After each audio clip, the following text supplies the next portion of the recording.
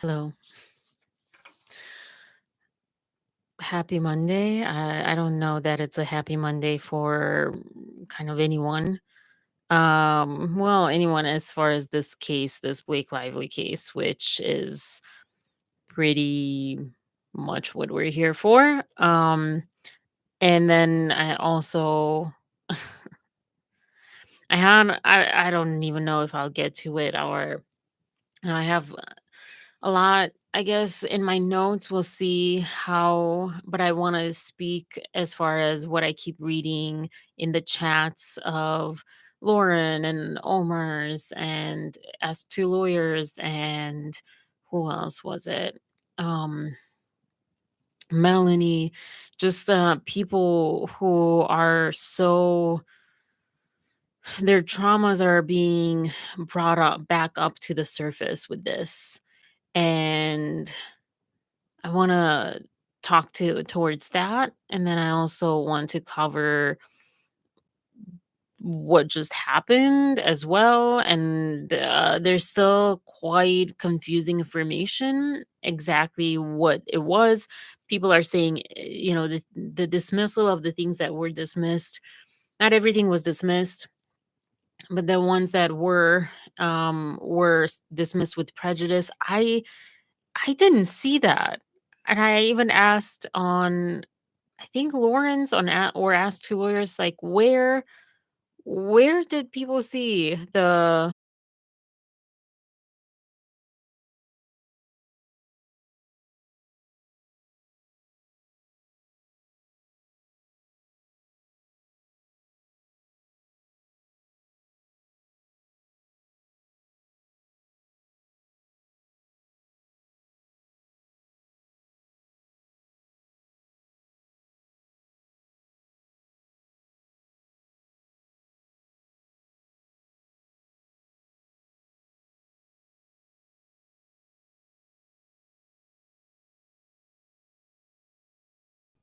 all right, well, okay, Monday, happy Monday.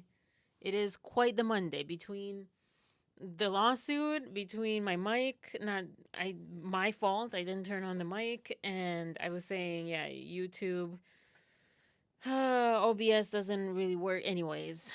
Okay. Hi, Angel, Arnaldo, Maria, everyone. Um, I was saying that I don't know if it's a happy Monday for us here on this side of things. Um, the Blake Lively thing is still confusing, honestly. Some people are saying the things that were dismissed were with prejudice, but I didn't see it. I haven't seen what's her name? Elsie in a while, but she popped up. I don't know if YouTube was just not recommending her videos or she hasn't made videos, but she was like she also didn't see the prejudice with prejudice part, so kind of confused. Cuz when I read and the conclusion was nothing was with prejudice, everything was without. Blake Lively's fees kind of thing, Baldoni's stuff, so maybe it was like implied because everything else, I don't know. So we'll get through that. And we'll get through I have a bunch of notes of what I was saying when I muted myself, or I didn't unmute myself, was that I also have a lot of notes as far as my thoughts for people whose traumas are being triggered as a result of this ruling, because there is quite a lot of, on either side, you have a lot of people that have been victims of all sorts of different. Sorry, when I freeze like this, I'm like, should I say the word? Is YouTube, not liking certain words? I don't know what to do, but you know, stuff, really bad stuff, and both sides are fighting. Both sides supporters are fighting from that lens, so it's very tricky because some victims will say, "Whew, we won, justice, whatever." And then some victims will be, as I saw in so many chats today, as I was listening to people covering this during the day, Some victims are very triggered. They're survivors of different type of traumas that are just being re-triggered because of this, in the same way that if it would have gone the other way, it would have gone the other way. So it's so sad and infuriating that, in my opinion, Blake Lively did this to so many victims. It's a lose-lose situation. On both sides, victims will lose, will get re-triggered, re-traumatized for what? Because at the same time, her claims, again, if you can't agree on anything else, are not that bad. The victims that are being so watchful of this case and are relying on certain verdicts, again, they're on both sides. Those people went through a whole lot worse. A whole lot worse. Why would she do this? And to consistently, and I saw um her Instagram, and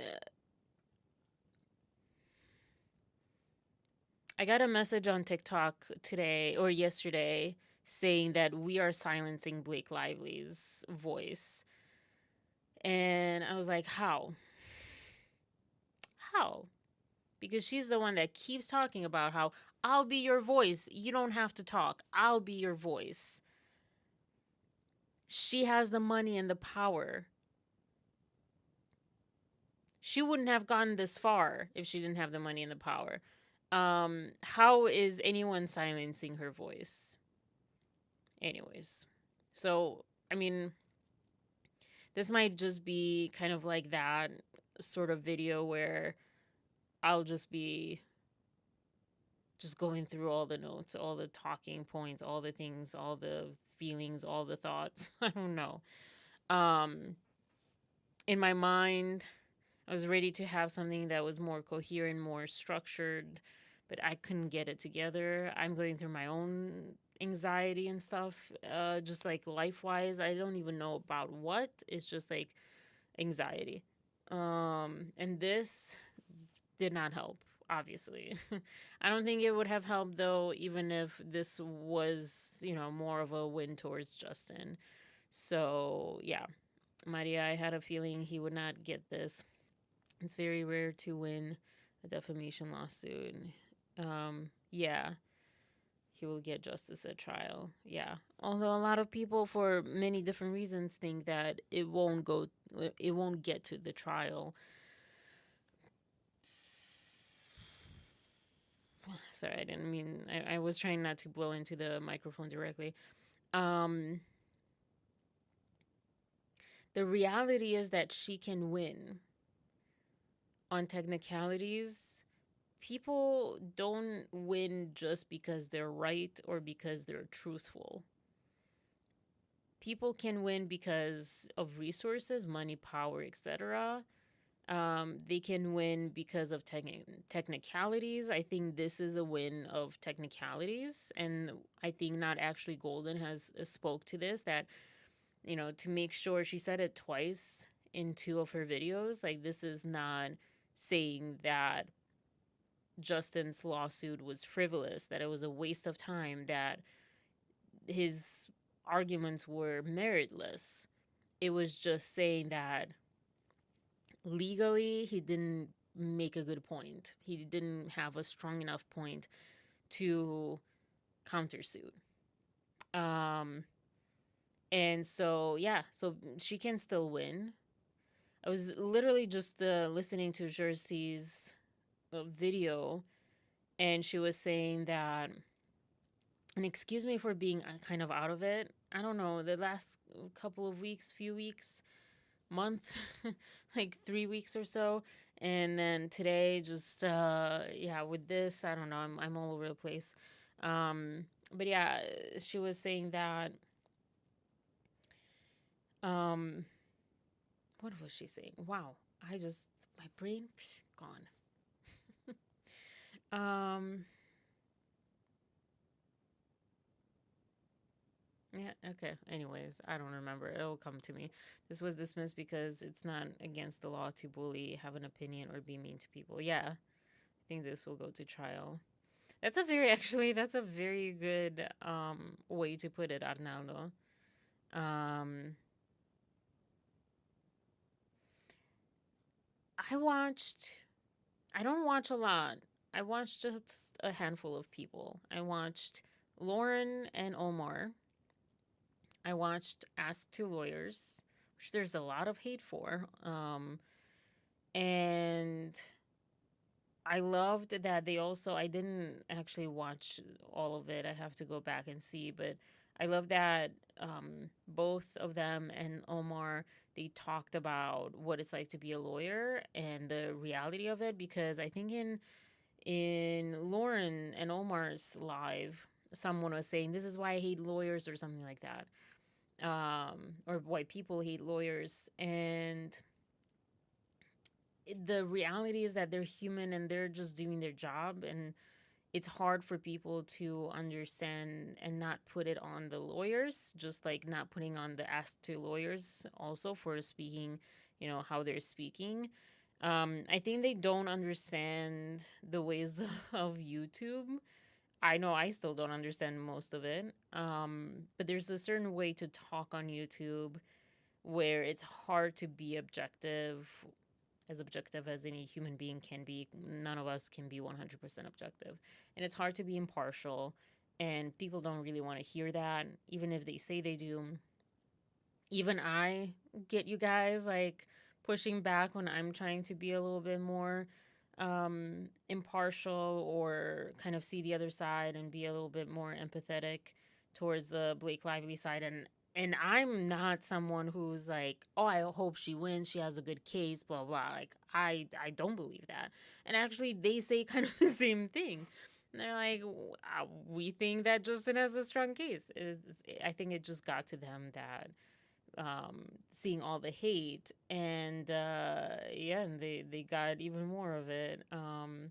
But yeah, I love that they talked about the toll it takes, because sometimes you defend people that you think have a good case and all that stuff and have a right to be defended, but then maybe you find out that they don't, or maybe you just lose. They were on the right side and they still lost, and it takes a toll. And I loved how they talked about that. That's all I caught actually. But yeah, I was watching Lauren and Omar, and I sure and Melanie was understandably very moved, um, not in a happy way about this, and she was, I think, the most um, raw and genuinely emotional. Everyone else was more technical, more trying to not be emotional. Um, and yeah, she was speaking from the emotions that we all kind of felt. um, I'm starting to really love Omar because he can handle both. He can like hold space for both. And someone was asking on their live, like, like, what class do you take, or what do you do in law school? How do they teach you to not be emotional, or to not get emotional and just be more objective? And I was telling them it's kind of like psychology too. It's this like interesting phenomena, because when I'm doing coaching, I'm pretty sure someone can tell me anything and I wouldn't take it personally and I wouldn't get triggered by it. I've seen therapists, psychologists, people that went through psychology school, even PhDs, and they've been therapists for years, that get triggered and take things personally. So that happens. I think it's a combination of the person and how you view that kind of job, or that kind of responsibility that you have, why you chose to become that lawyer or therapist or whatever. I think that goes into it a lot. And I think also knowledge. The more you know, there's nuances. What Stewart said is kind of true, even though I don't like hearing it either, that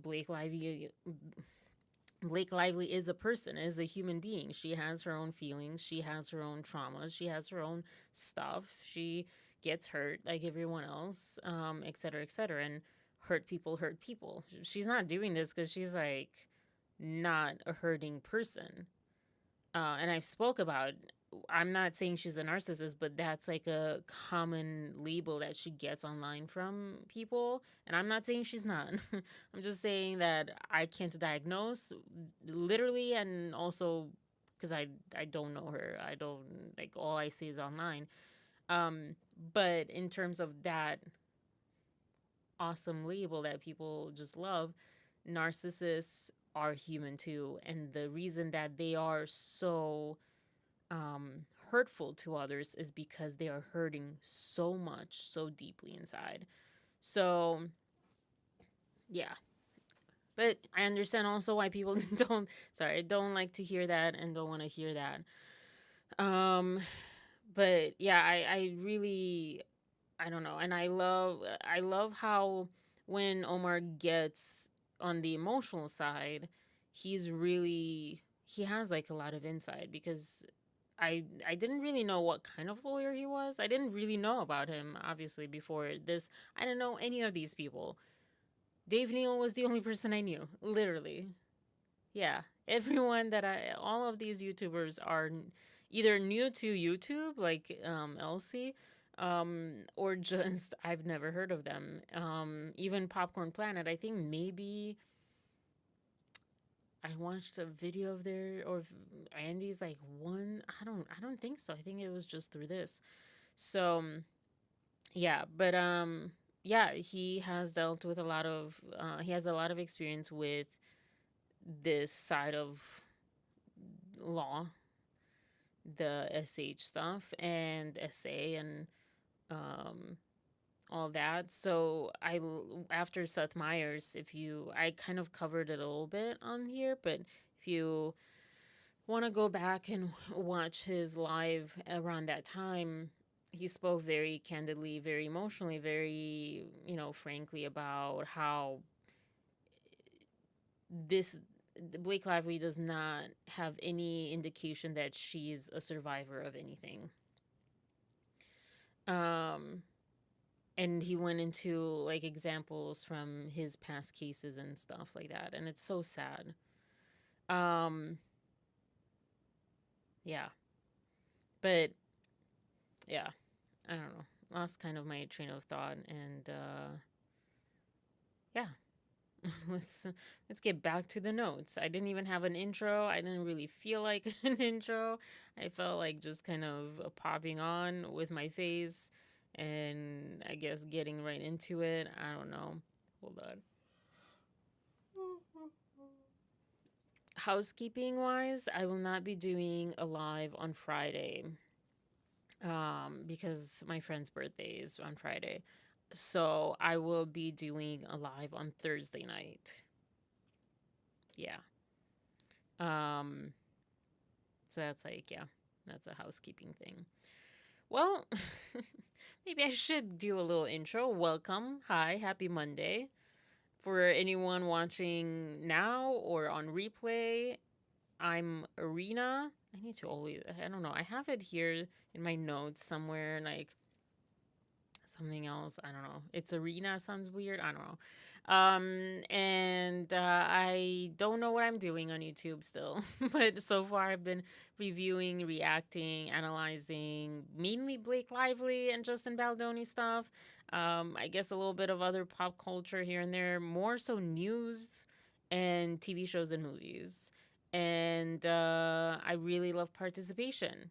The thing that I really love about this and is that it's not just me talking. There are moments when I'm like, okay, I need to get my train of thought out. I need to, like, speak about certain things, but I love that it's more conversational.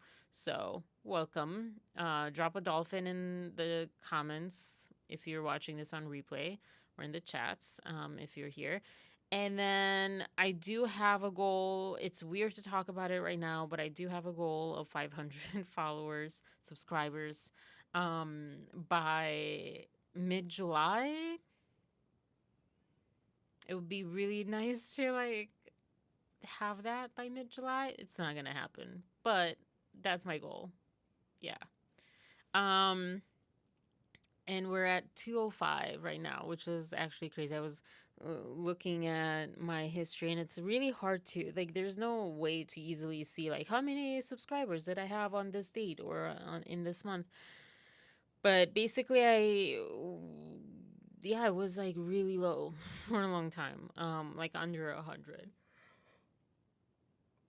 So it's like really cool. I mean, it's like small potatoes to other people, but it's still really cool.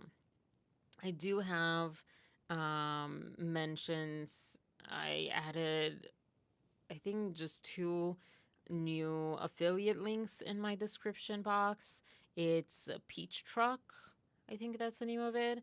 That's a regional, meaning like East Coast and Midwest, because it's coming from Georgia.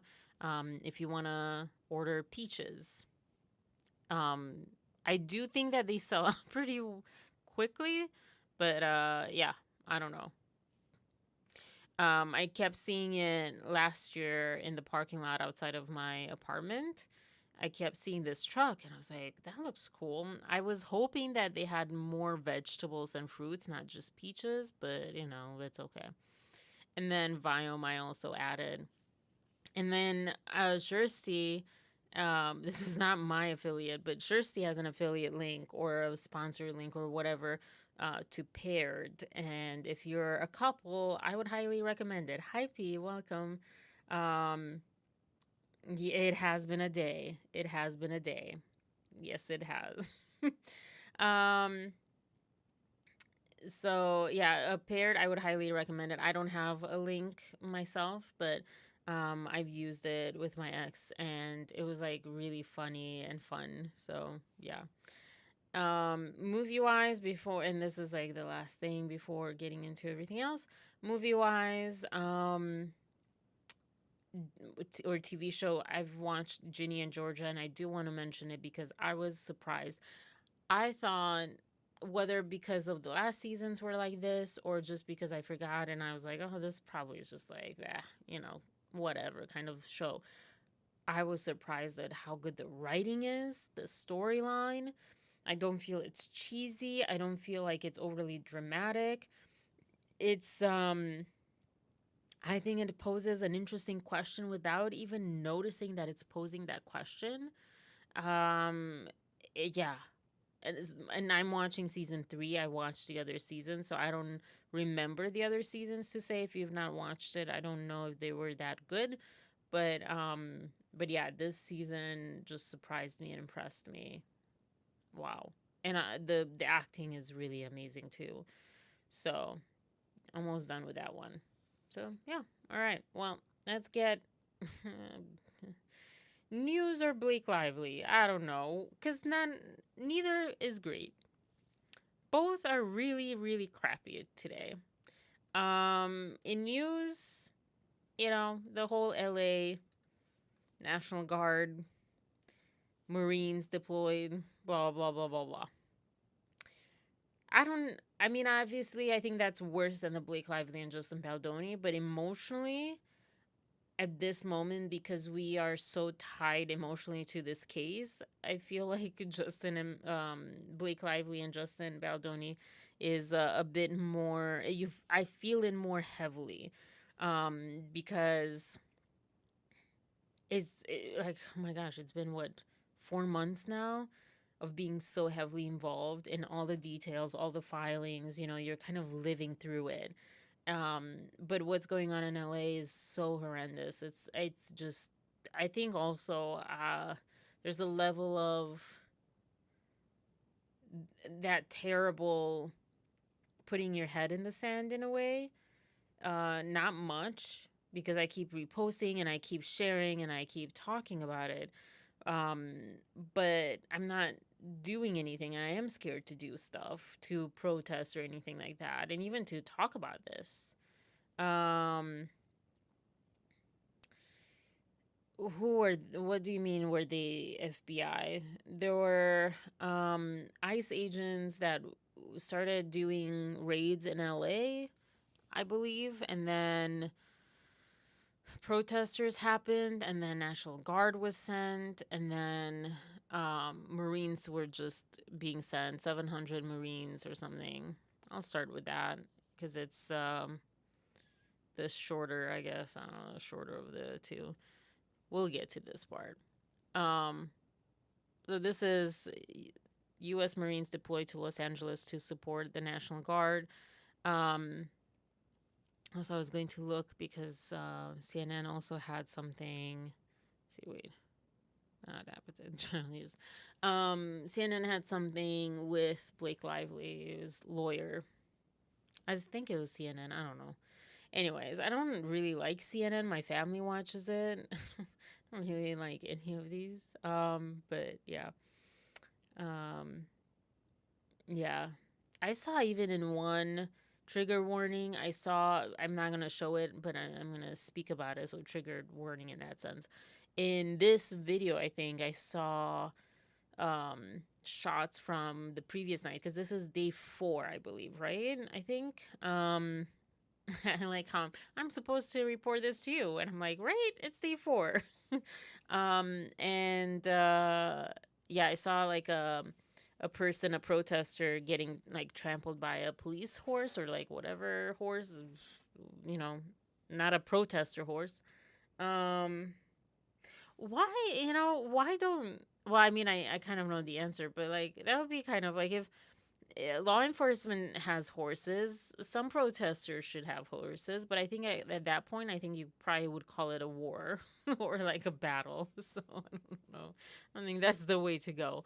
Also, I don't like the idea of horses because I do not like, don't hurt horses. And I feel like horses will get hurt. Horses, dogs, I mean, animals in general.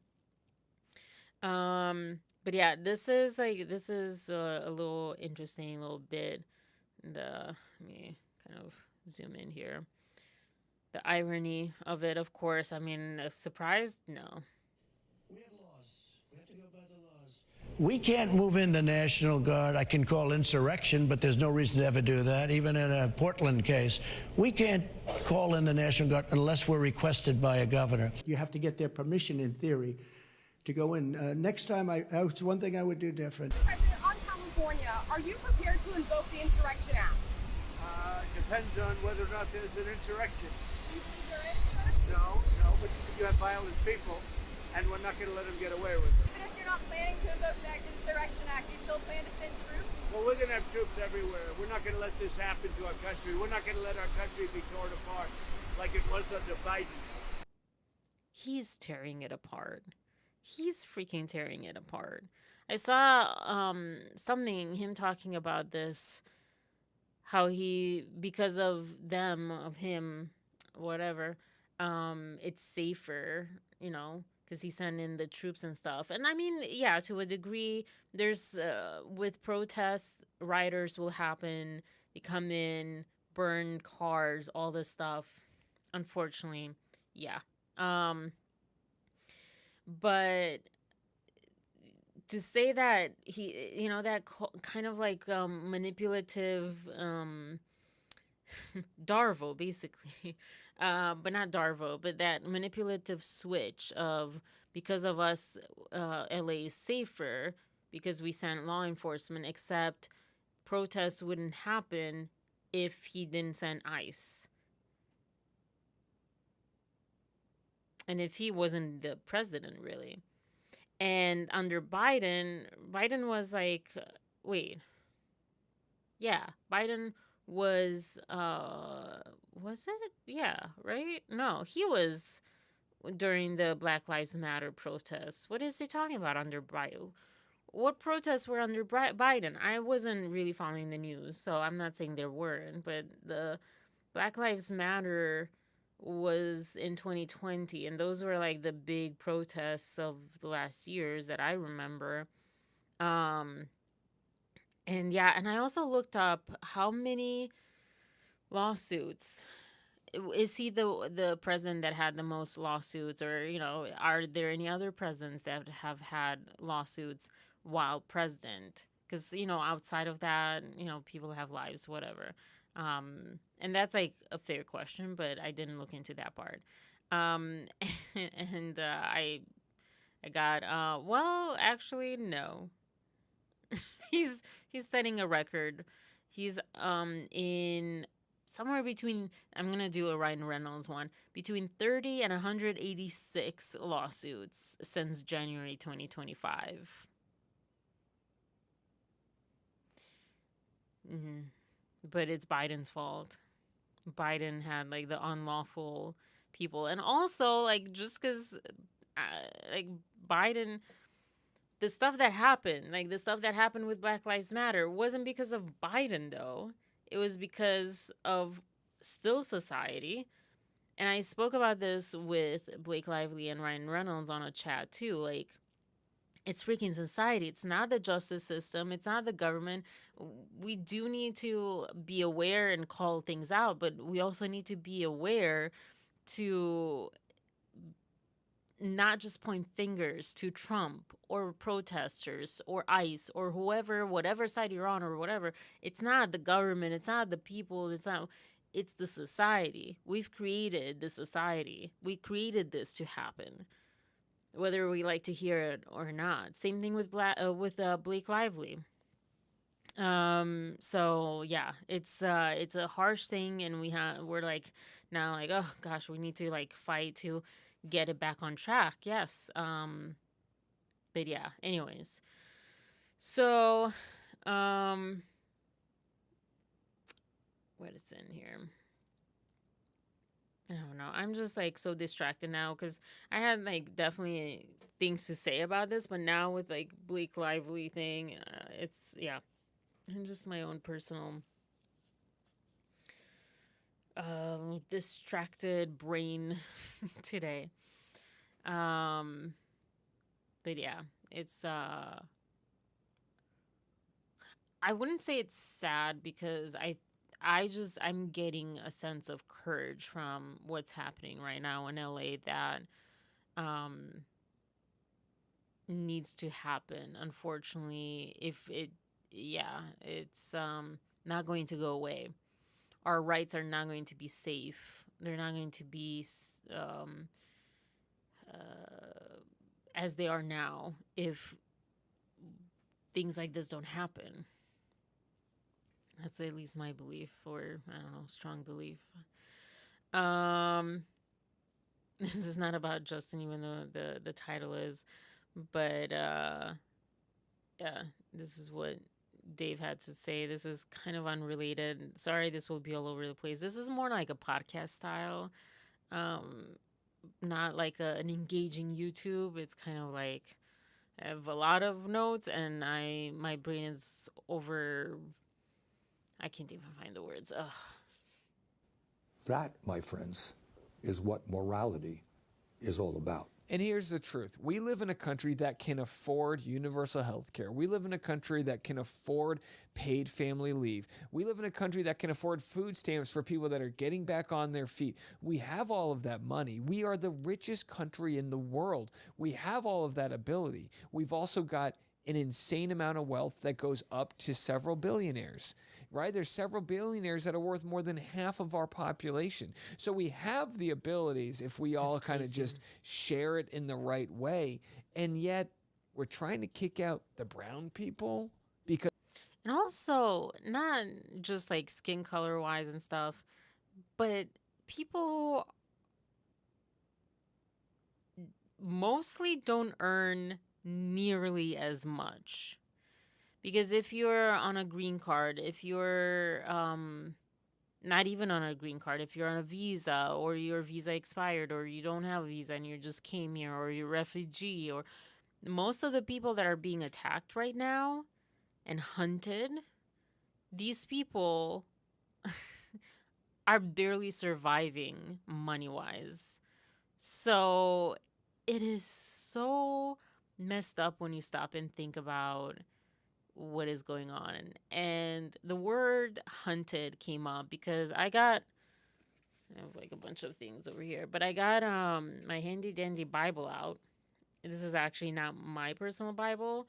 I mean, I was gifted this by my ex's mom, I don't remember where the one that I would consider mine to be, which is from high school. But I got it out because I was going to like look at it and just check that ChatGPT gave me, because I'm like I have there's I don't know how many thousands of pages. I can't read them in in one afternoon to know like what passage that speaks to this. And I have like certain stories that I learned in school that sound like, oh yeah, this can apply whatever, but I don't know it. So, um, but yeah, because Dave also mentions like this is not a Christian way.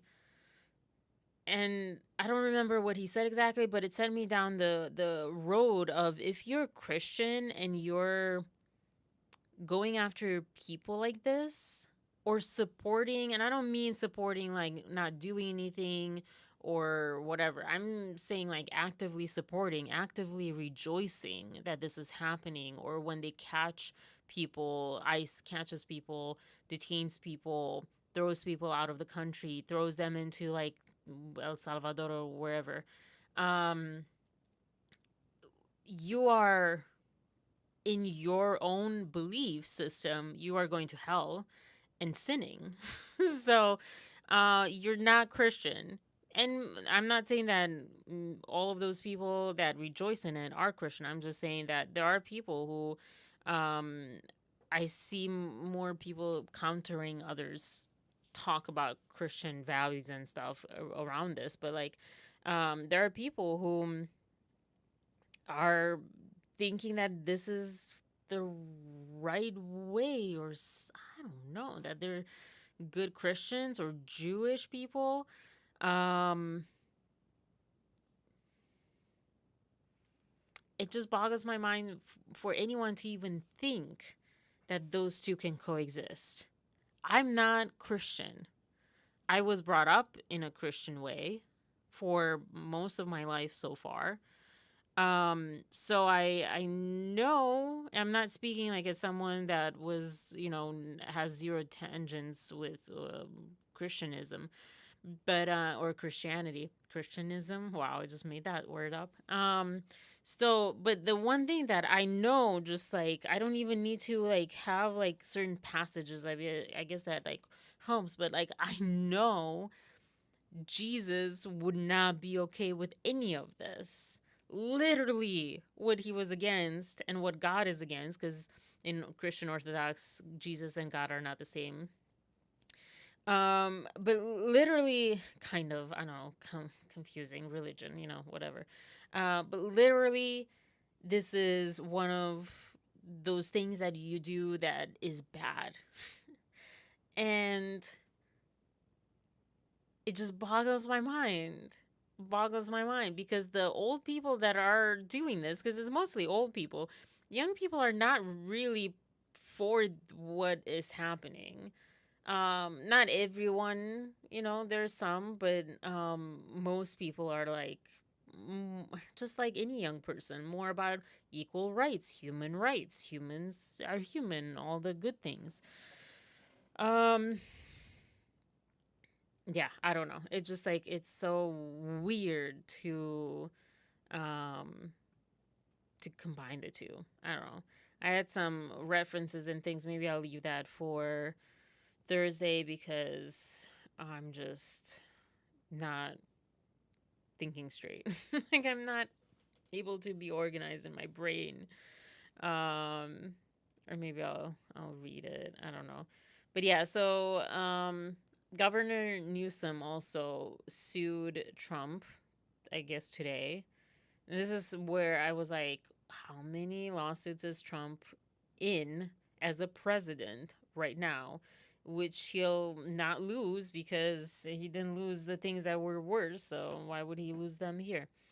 Unless Elon, is like really upset and makes that happen. I don't know. But yeah, so that happened. Um, okay, that's that. Sorry. Just catching up with my own notes here.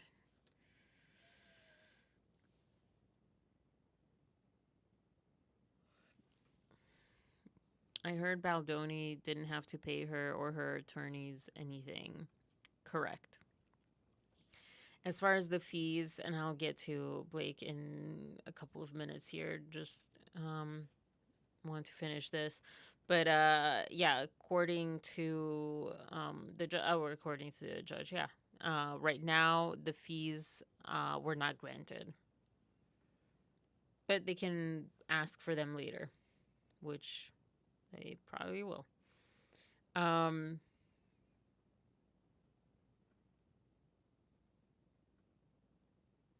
Let me read through this just to read it. This is not going to be like the best, but I have 2 points. One is the whole like religious part. I don't know, because Dave mentioned something and I was like, that's a good point. And I was just kind of fed up because I'm pretty sure that a lot of the people that are, they're probably calling for like, or rejoicing in what is happening with deportations and everything, are probably people that go to church, Christian church generally, some kind of Christian church. And then the other point that I had was how society is weaker without people that are immigrants, one way or another, and yeah, diversity too, and so forth. As far as I'll just read my notes because yeah. So I don't know. Hope this makes sense. Sorry, I'm like giving you just like crappy lives in the last couple of lives. All right. So, no Christian that is yeah, like actively supporting and going after human beings to deport them, to imprison them without any due process is a Christian. I don't know about Judaism. Why is that so hard to pronounce? But I know that Judaism is so hard, and Christianity share at least a little bit, like half of a Bible. And I don't know about Islam, although Islam is not a huge voice in U.S. politics and so forth. And I don't know about Buddhism and Hinduism and any other religion. But Jesus, I know at least this much, Jesus would have harsh words and quite the consequences for these people calling themselves Christian and attacking innocent human beings just because of their ethnicity, because of their status in a country, which is a man-made concept, the country whole thing. And many of these people are legally here as well. So, yeah. There are a couple of references. Leviticus, which is also in the Torah. I like when I do these things. I like because I learned this part. I mean, again, I knew that, the first whatever. what is it? Genesis, the first book of the Bible or whatever it's called, is, shared. But yeah, anyways. So Leviticus, Old Testament. There you go. New Testament. That's the one I was saying. Old and New Testaments. Leviticus 19:33 to 34. Don't know how to read that. Verses? I don't know. When a foreigner resides among you in your land, do not mistreat them. The foreigner residing among you must be treated as your native born. Love them as yourself, for you were foreigners in Egypt. I am the Lord your God. I feel like there's no other one needed after that, honestly. I feel like that's pretty just straightforward to the heart of this problem, but somehow that's not that's not being used anywhere, And then if you show favoritism, you sin and are convicted by the law as lawbreakers. That's James 2, verse 1 through 9. I think that's how you say it. It's been a while. In high school, was the last time. So that was like the Bible. And then the Torah has a few other ones. It's kind of all over the place a little bit. But more of the you shall not wrong or oppress a stranger, for you were strangers in the land of Egypt. A lot of empathy, calling upon empathy, like, hey, you had it hard. don't put other people through what you were put through. Um, Someone should tell Israel that. Um, it's around 30 times that the idea of like love strangers comes up in the Torah or so. Do not wrong the stranger, oppress them, love the do love the stranger, treat the stranger as a native born, and so forth. And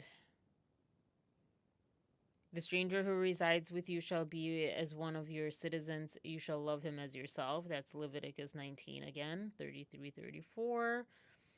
Yeah, there's some other ones. Don't pervert justice due to the stranger. Leave gleanings for him. Don't really know what that means. Why did I even read that? I don't know. That's Deuteronomy 24.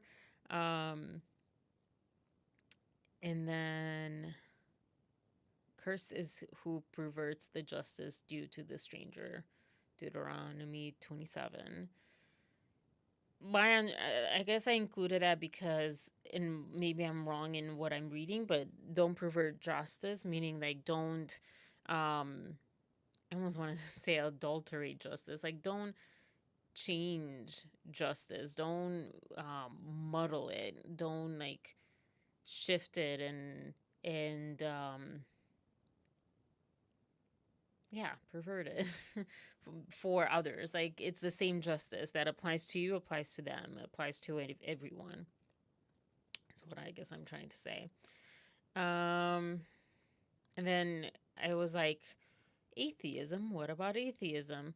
And basically, kind of the same concepts, but just more generalizedly spoken about. If you ever felt out of place, scared, rejected, or powerless, that's the emotional fuel for understanding why we shouldn't do that to others. Cooperation, mutual aid, and reciprocity are essential traits in stable, living communities.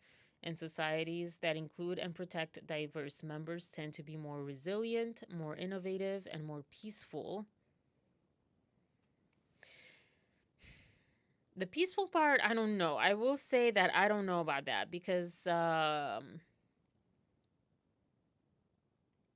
even in a partnership with two people, the more people you add, the more complicated it gets. So I don't know. I think that goes a little too far.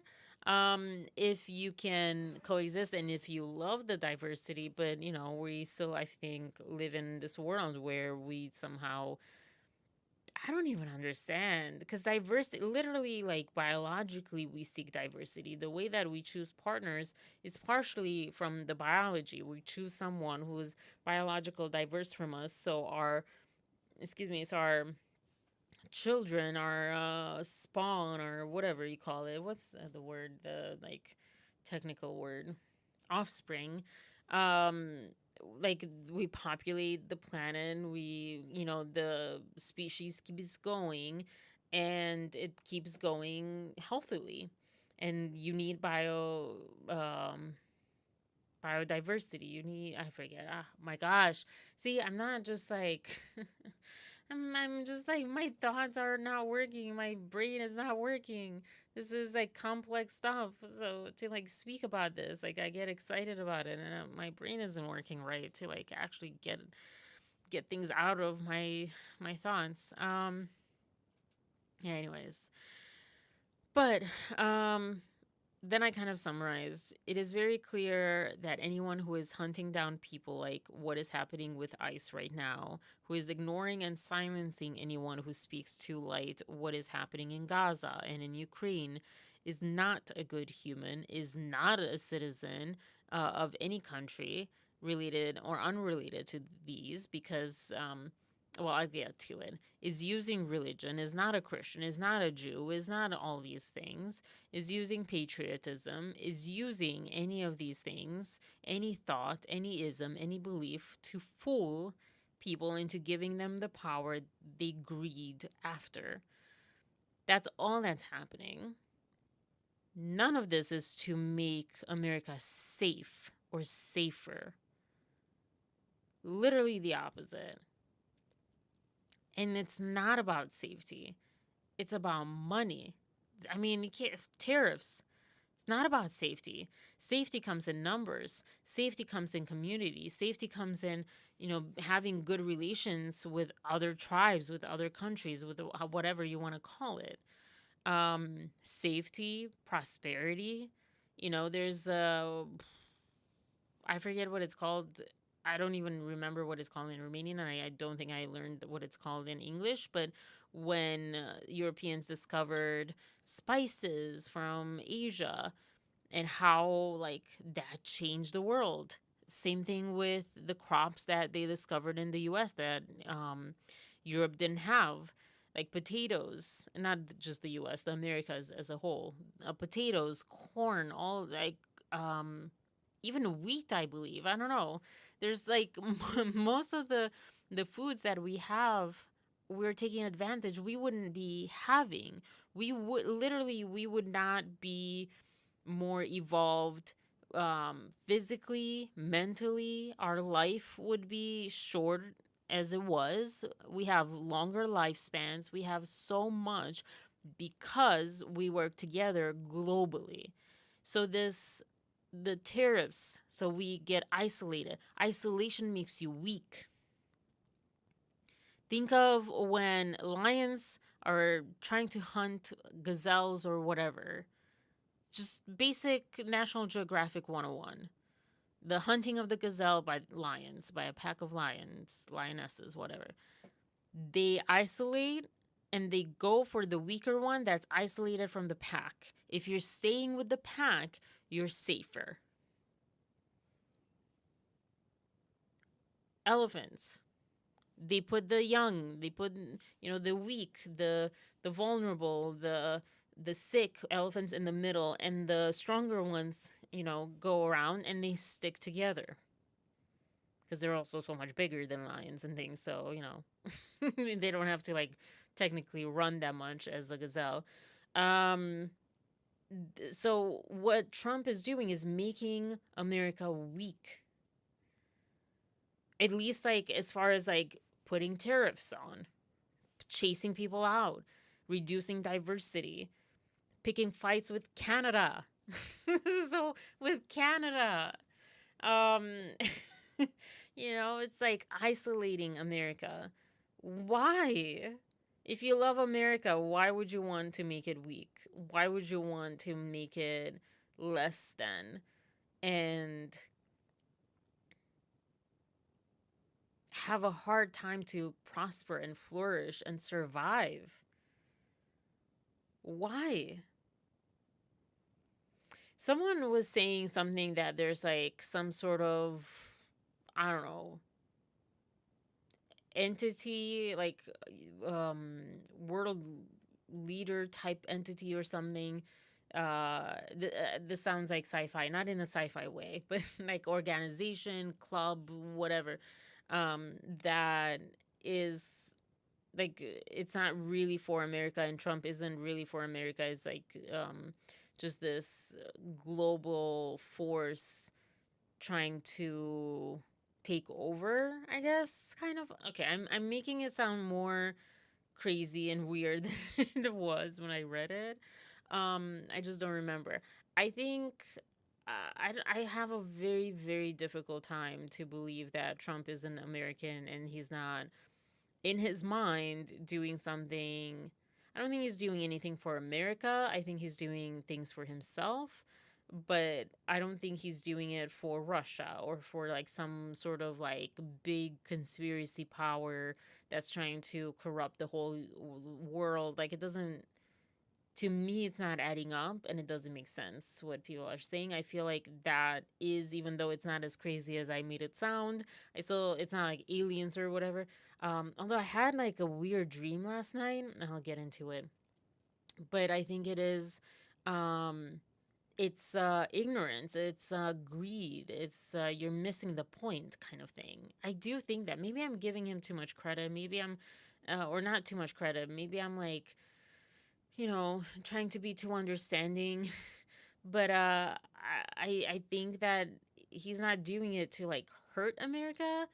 He's just doing it to make things good for himself, which is not the same thing.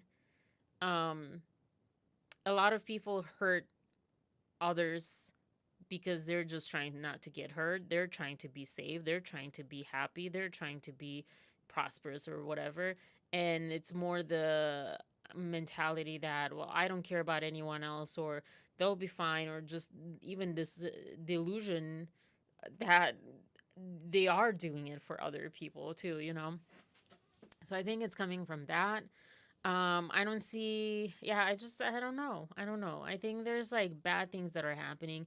Israel too and stuff, Russia, they're all doing it because they think they're doing something right for their belief, for themselves, you know, like they have more power, like you know, with Israel and Zion and all whatever settlers, whatever they're called, you know, they really are of the belief that they're the victim and that they need to fight these people out of their country and all this stuff. So I think people are doing really bad things in the belief of doing good for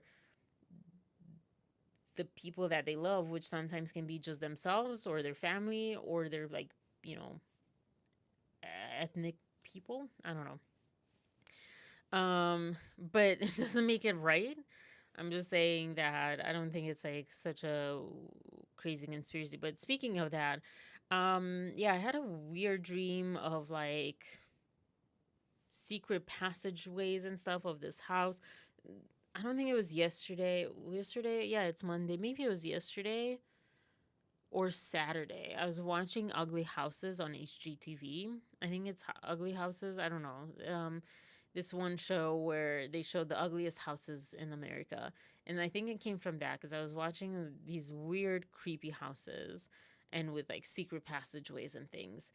But in my dream, there was one that had this like hallway or something that had this big mural of like a timeline.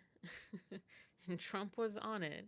And like after Trump, I don't remember what it was, but it was like maybe missiles or something, or like dark figures or something. I don't know.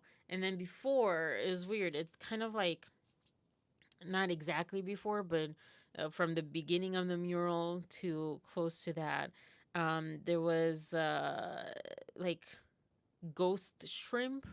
I don't know if that's like a thing, but those like,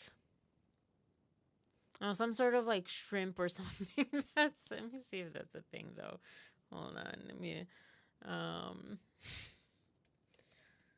I kind of want to say that they do exist. No, it's not this. All right, hold on. Let me get back. It's not anything like this, but it was kind of like shrimp like. It was kind of like this. It's like more like flesh colored, sort of. And these are really gross, sorry. Um, as if like we evolved from that. Like I don't know. It was a dream, so who knows? But yeah.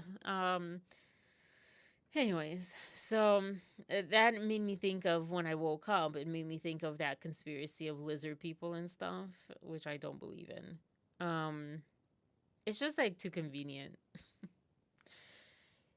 to see any human less or as less than you is no better than the slave owners in America.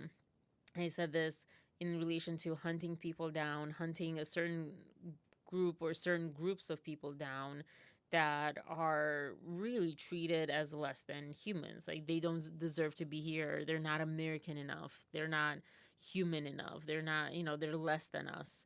And yeah, to be able to have the lack of emotion or tie to these people, as human beings, where you can like treat them the way that the ICE people are treating them, the how they're treated in these like um detainment centers and stuff. Sounds very much like back then. And the bystanders who are doing nothing, not even reposting, not even talking to their friends and family, because I believe that you don't have to be out there activism, like protest, I mean, ideally, we do all call our representatives and do all the things, but I don't know. I know that I'm afraid to really speak out. I'm also dealing, I mean, very selfishly, but I'm dealing with like a lot on my own personal side where it's like really like the last couple of days, like I went to Zumba yesterday, for example, and I barely got through that. Like I didn't really want to move. I just want to be in a ball in on the couch or in bed and just be a ball in on the couch or in bed and just let life pass by. So we all have our hardships. Other people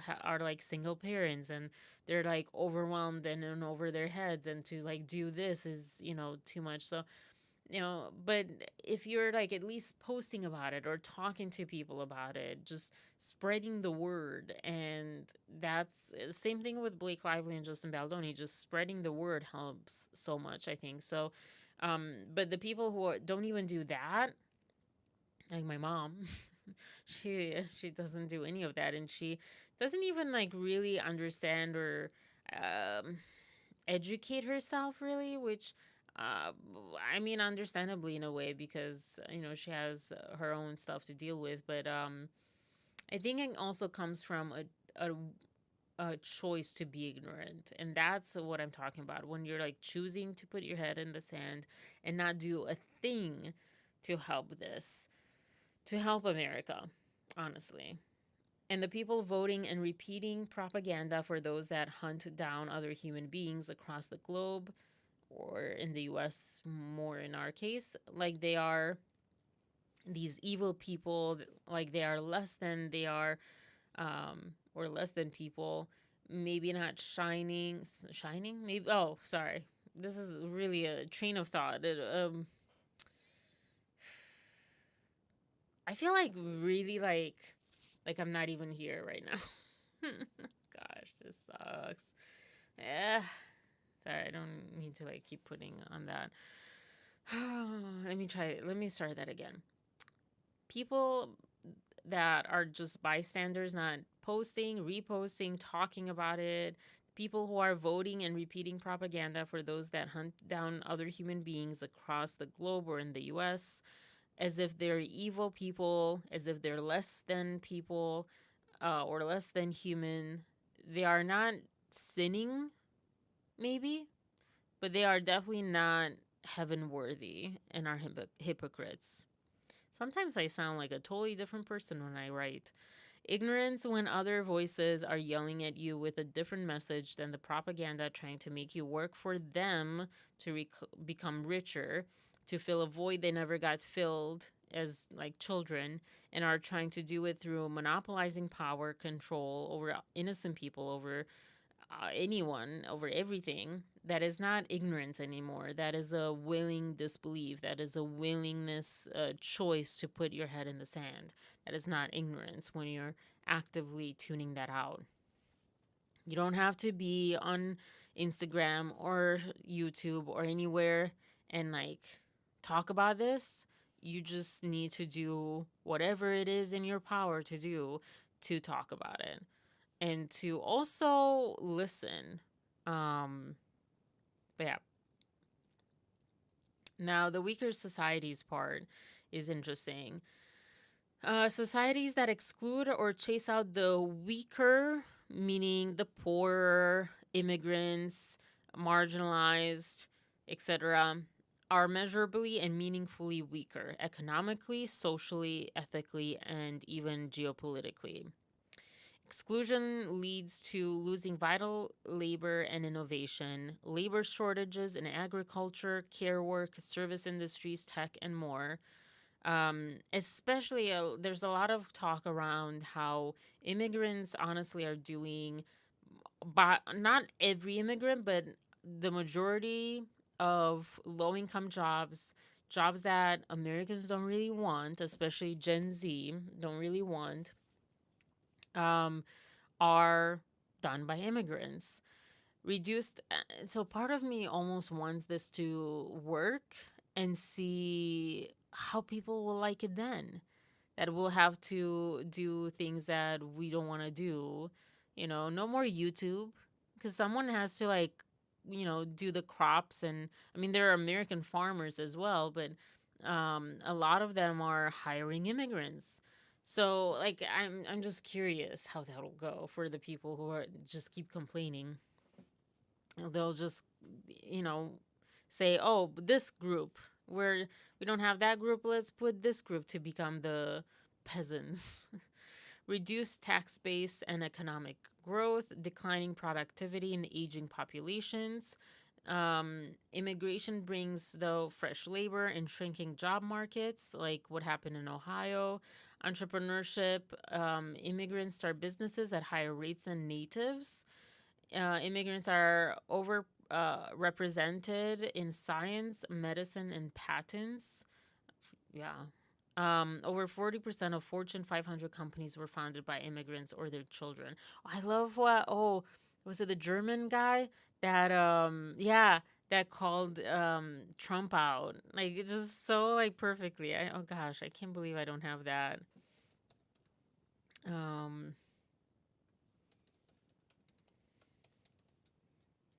The German chancellor, I think.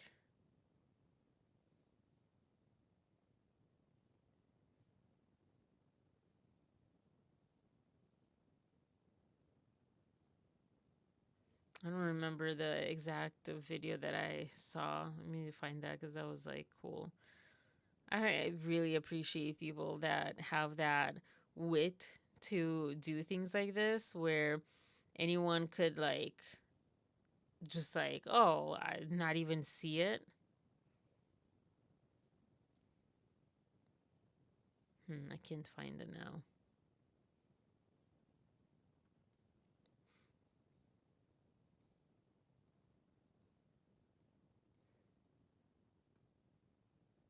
Hey, everybody. I At don't a time know. like this, So we this can't is one of forget them. that the fight for a brighter future isn't defined by any single moment. It's defined by the work we do, the values we stand for, and the commitment. Good day, everyone. I'm Kate Snow at NBC News. Feel that trade talks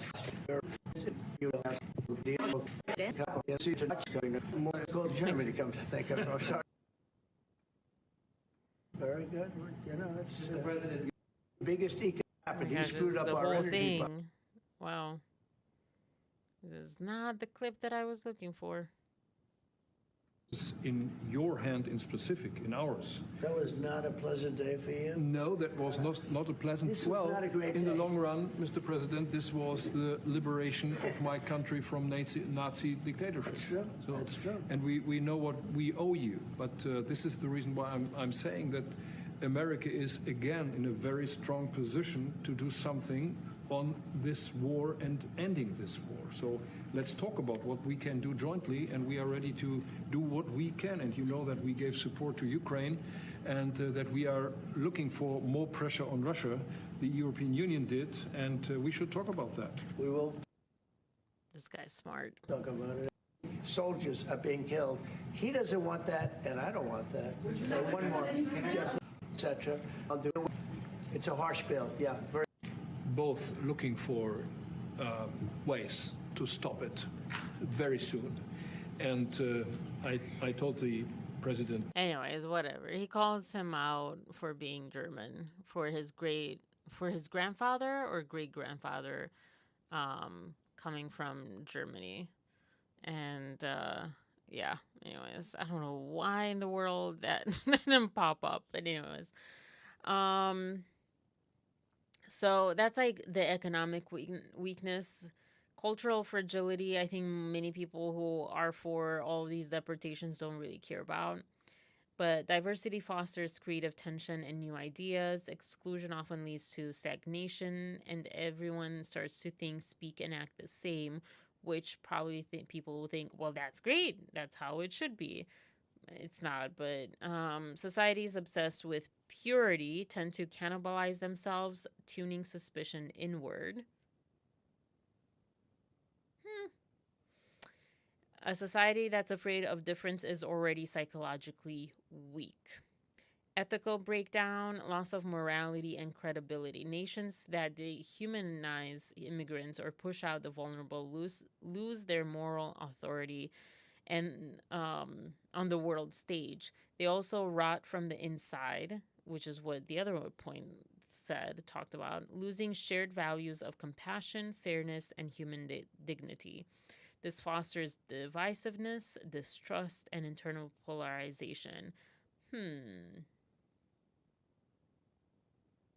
This is starting to make sense with the whole politically correct movement of like early 2000s and stuff.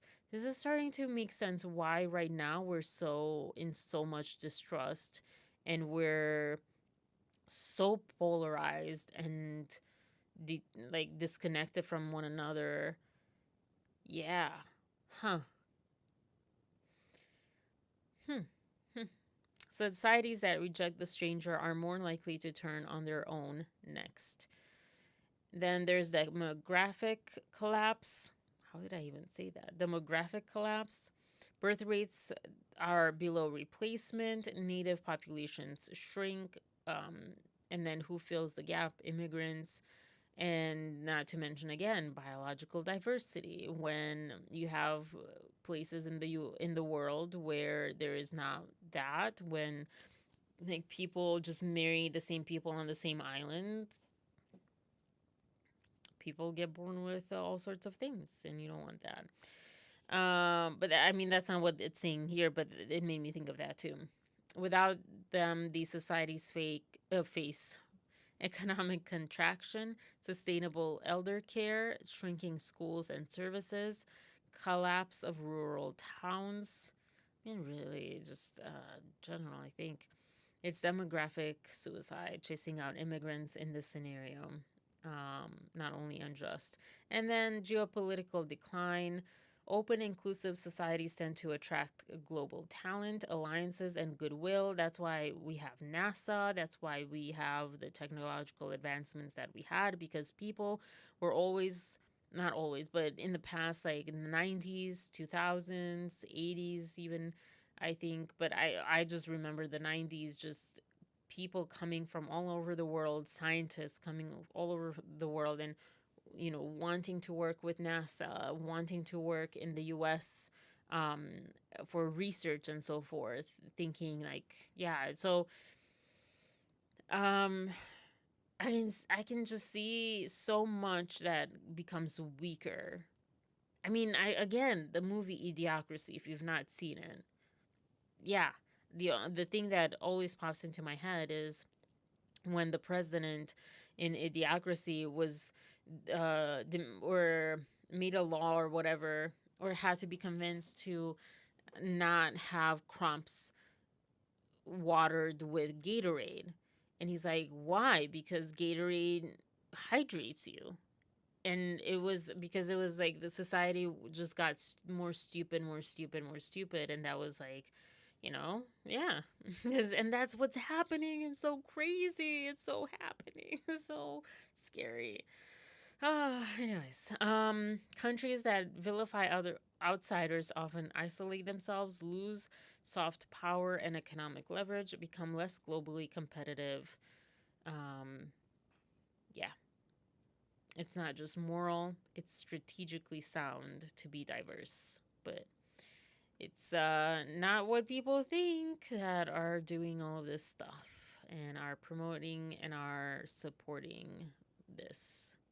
So that's like LA County, but really more just on the idea of what's happening. And now Blake Lively. Man, where to start with Blake Lively? I mean, I already started, but where to continue? Thank you guys for the support, even though no, I suck today. But I appreciate changes happening. Yeah. Yeah.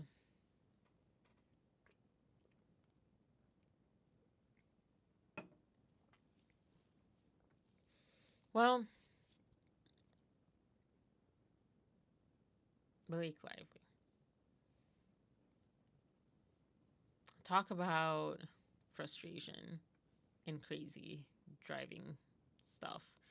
Someone said, and I'll start with this because this is at the top. Someone said on, oh, I thought I put, okay, maybe I didn't. Someone said that the judge, excuse me, the judge is linked through his brother to Salma Hayek and her husband and Marvel. I think this person was a troll because it's not that that's not been talked about, but they were saying like the judge's biological brother. I don't know. That sounds like AI or trolling or whatever. I searched only ChatGPT because that's the best I have right now. And I did not see anything to that. The thing that is true is that the brother is a director. He worked with Blake Lively on, was it a commercial or something during Gossip Girl days or like those early days? And there is, according to ChatGPT, there is like a 4 degree of separation or whatever through Angelina Jolie, of all people. She worked with this director on Mr. and Mrs. Smith, I think. And Angelina Jolie and Salma Hayek are friends, or they just worked on Angelina's latest movie. And Salma is friends with Blake. Yeah. So yeah. I don't know. I don't like the ruling, obviously. I don't like it. I still don't feel like there's corruption or that we've seen anything like that. But it just feels heartless, and I think that's like maybe something that's hard for many of us to swallow, that it feels like a more like, you know, a ruling based on the words on the paper rather than all that we've been finding out and all that we've been immersed in the last few months. So that can be hard to kind of, take. On Popcorn Planet, I don't know why I didn't have this on here, but they showed Zach's video. Oh my god. Oh, sorry. They showed Zach's video on whatever her name is, Elise, whatever, one of the amicus briefs, which the judge said that he did not even look at or did not consider. He saw that they were happening, but that's it. So, this video, which, psych. I just hate YouTube. I hate the way that you are. Okay. In love with his other mistress, and he tried to dump her. I mean, how this guy even has a wife and multiple mistresses is beyond me, but let's get back to the story, shall we? So after he tried to break up with her, Elise then started blowing up his phone. She said she needed closure from him, and at some point she even tries to convince him that she's better than the other men. I want to point something out in this that I find interesting. This is the logo for vidIQ.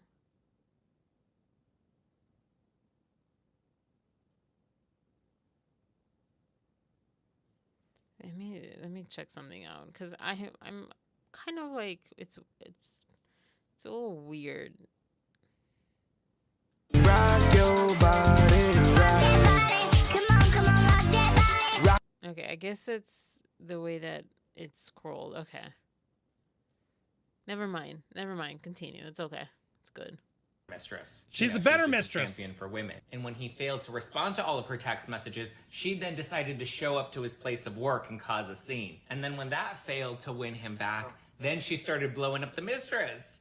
Spoiler, that didn't work either. So then 11 years after the fact, she decided to go back to GMU and then file an SH claim against him. She specifically accuses him of SH, of a hostile environment, and of failure to report it to school administrators that he was sleeping with a student. Similar to Blake, somehow the press picked up on it. And that's when he sued her. He claimed... And then they get into it. Yeah. I didn't hear all these things, so I wanted to include. I didn't hear exactly these specifics, but yeah, that does not make her look good. That the only people on her side are not credible people, people that I mean that I don't think she even won, right? I think he filed for defamation or whatever and won, this guy.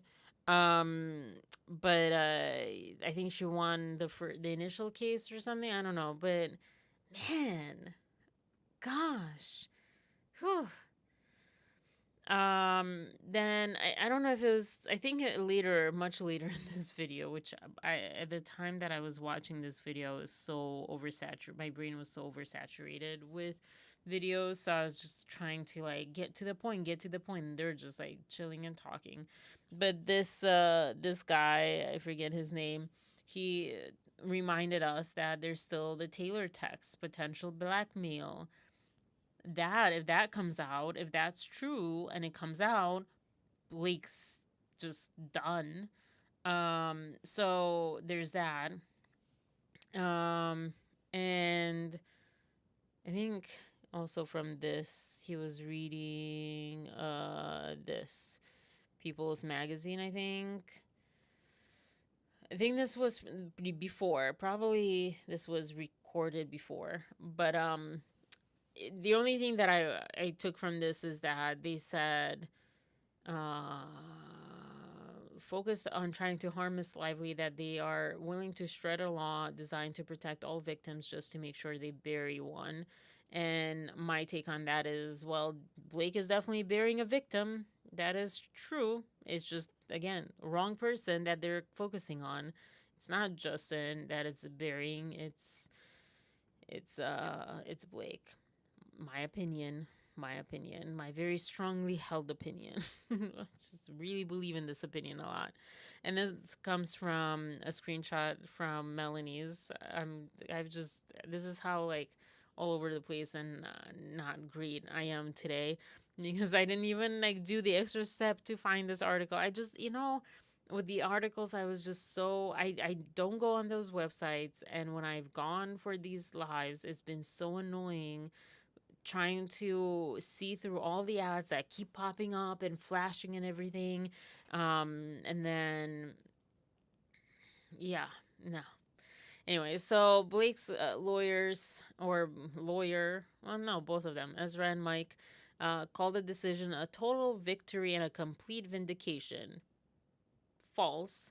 For the actress and the others whom Justin Baldoni and Wayfarer parties dragged into their retaliatory lawsuit, including Ryan Reynolds, Leslie Sloan, and New York Times, which nothing was talked about those people. This was only about Blake.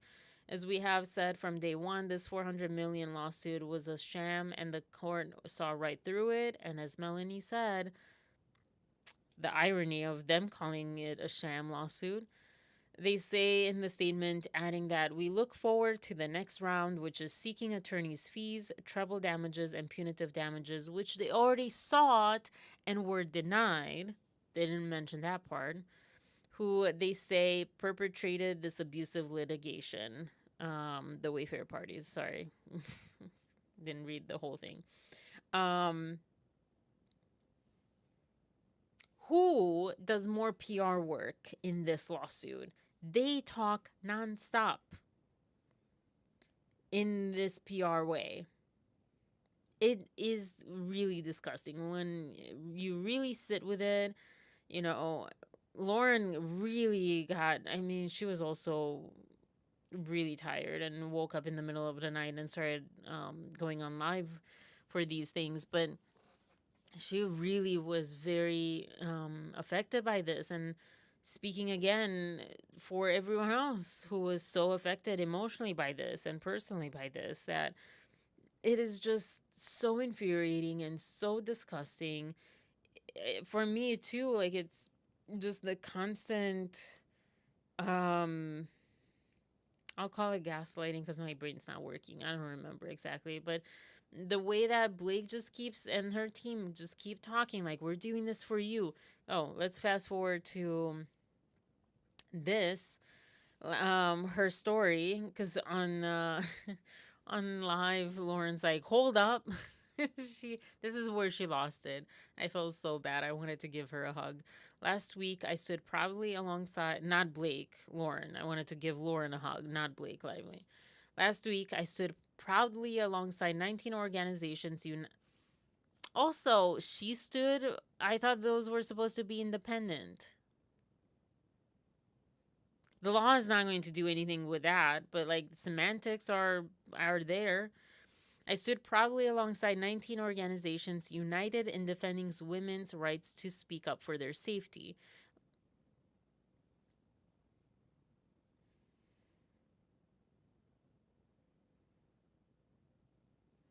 It's so hard to read about her very privileged self talk about this.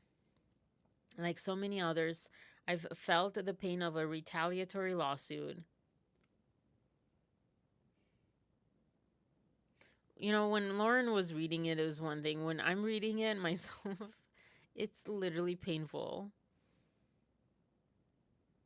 This is such a joke.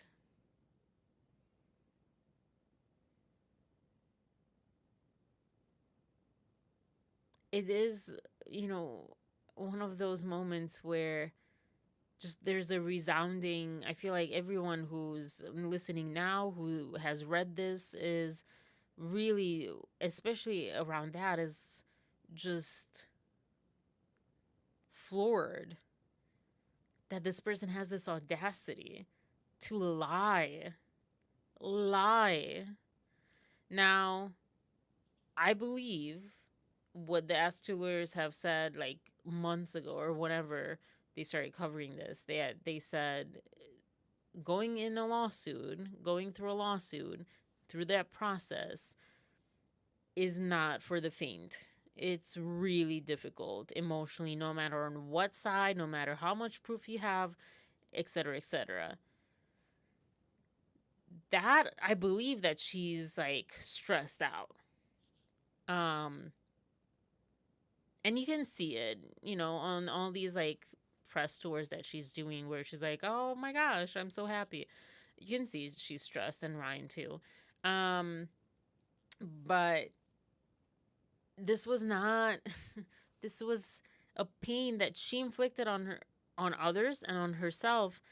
And again, oh gosh, it's so disgusting that she's trying to equivalate, if that word even exists, what she claims happened and what the judge even said, that what it looks like is bargaining, is just two entities bargaining for power or for whatever. And Omar said, like, this is a point where Wayfarer side should probably look into showing and proving how the SH claims were also a bargaining chip, not because the judge isn't looking at them right now that way. But she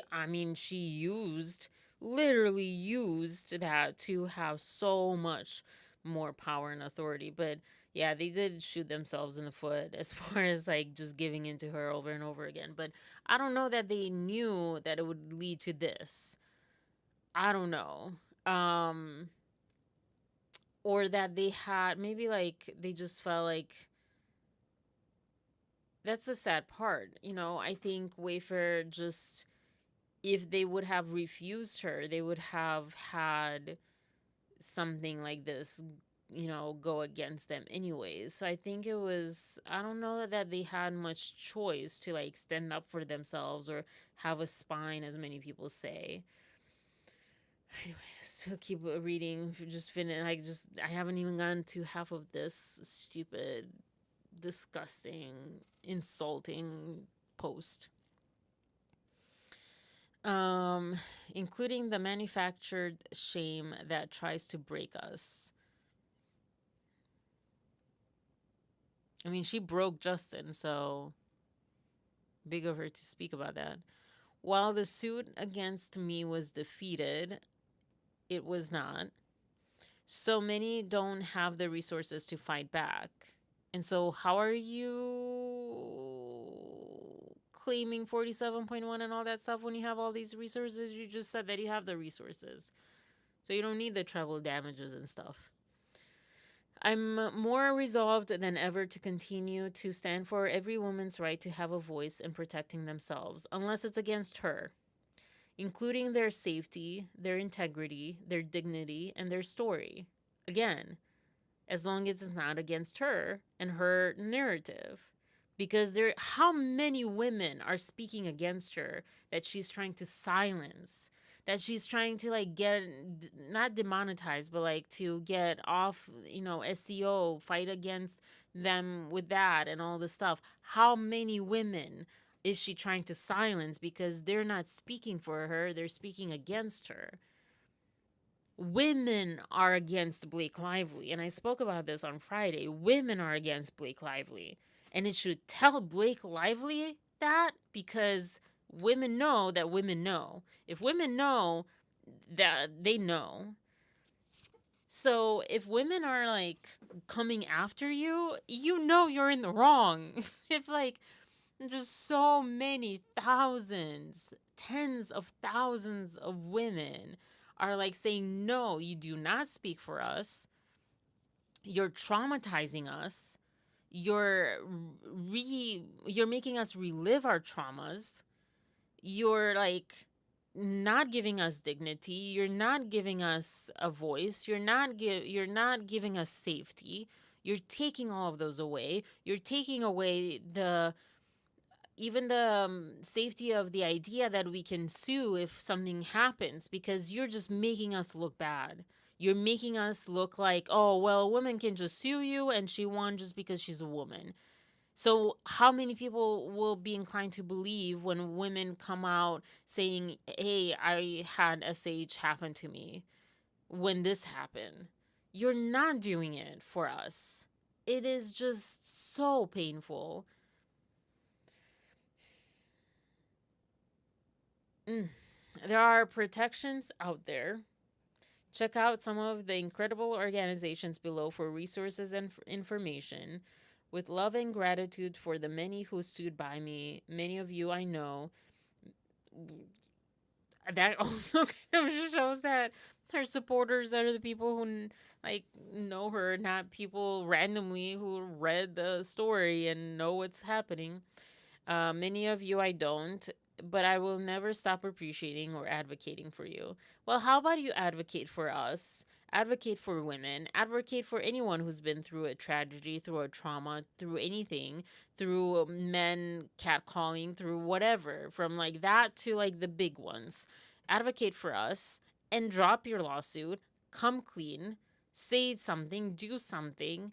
You could have done that also during the movie. Why didn't you do that? Because you knew that you were going to do this. I'm more and more leaning on believing that she had this game plan really early on, that she knew she was going to do this at least as soon as she gave them those like 17, 10 points, however many points she gave them to sign. As soon as that happened, or actually according to that exhibit A, it was, I think, after they broke for the strike. And she was like, oh, I'm already in London with my husband, so I can't come to film. Imagine.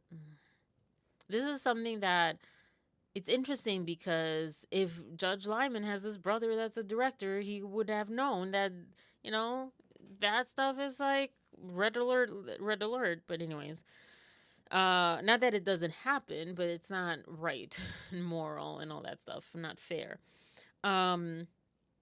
But yeah, like I don't remember what I was saying. I don't know. this is just so, this is what I keep feeling myself, and what I keep connecting when I hear people on the chats, and when I imagine what many people are feeling as far as victims and survivors of traumas, is that she is silencing victims' voices. She is silencing voices that don't agree with her. Whereas Justin is not silencing voices that don't agree with him. Wayfarer as a whole has not once silenced those voices. Even in the PR campaign and all the stuff, it was just about putting their stuff forward. It was not silencing anyone. Um and also, like, I mean, yeah, I don't know, whatever. Um but yeah, I'll get to your chat now cuz I need a break from this crap. I don't like it, but I understand why he dismissed it. Yeah, Angel. I haven't watched anyone except Not Actually Golden and Else Rich. Yeah, I watched Not Actually Golden. I haven't watched LC's except for like the one like 7 minute one. If she did another one. Most defamation lawsuits are disgusting. He's not the only one who lost a defamation case. Yeah, a lot of people lose. Johnny Depp lost his with the Sun. He won his defamation suit from Amber. That's rare. He won that, and I read because he filed it in a state that didn't have anti-slap laws, which is why like they should have maybe thought of. I don't know that should have, because I think it was a stronger case in, at least in the public court, the way that they filed. But legally, probably they should have filed the defamation suit in a different state or even afterwards.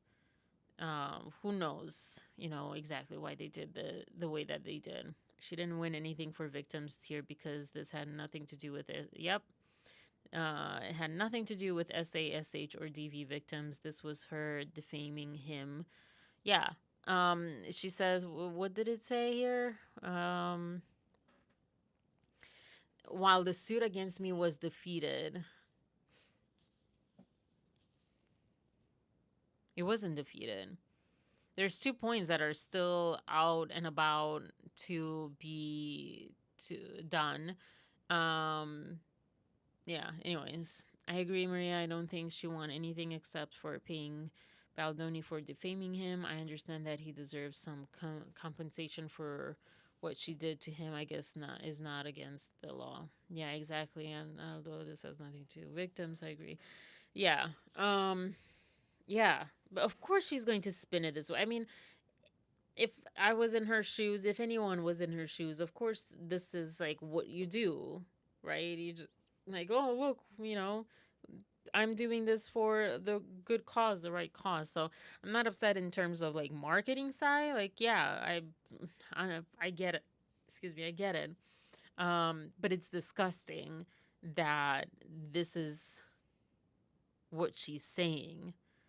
I don't know if she's believing it or just wants us to believe it. I don't know. I still have no idea if she's delusional or just acts like it. I don't know. All right. Yeah, so the claims are gutted, but they're not. I'm waiting to hear. I started reading it, but it's a lot. And I started watching it, but it's a lot. And people are saying confusing things, and I think Not Actually Golden said it perfectly, that it just needs to marinate. It needs to sit for a couple of days for all of us. But yeah, so but there are those two, the torsion, what was it that were gosh, I had it here in the conclusion. Um this is so weird. I have the screenshot, but where did the thing go? Okay. But I also have the complaint open somewhere, or the document. The motions to dismiss are granted. The Wayfarer parties have, I love, this is how like business and contract should be done, where it's like just to be clear, so it's not just lost. It's very like bold. The Wayfarer parties have leave to file a second amended complaint by June 23, 2025, amending only the allegations relevant to the claims of tortious interference with contract and breach of implied covenant. The motions to strike are denied. Based on what, there was one part where he was talking about, where is it? Where's my complaint?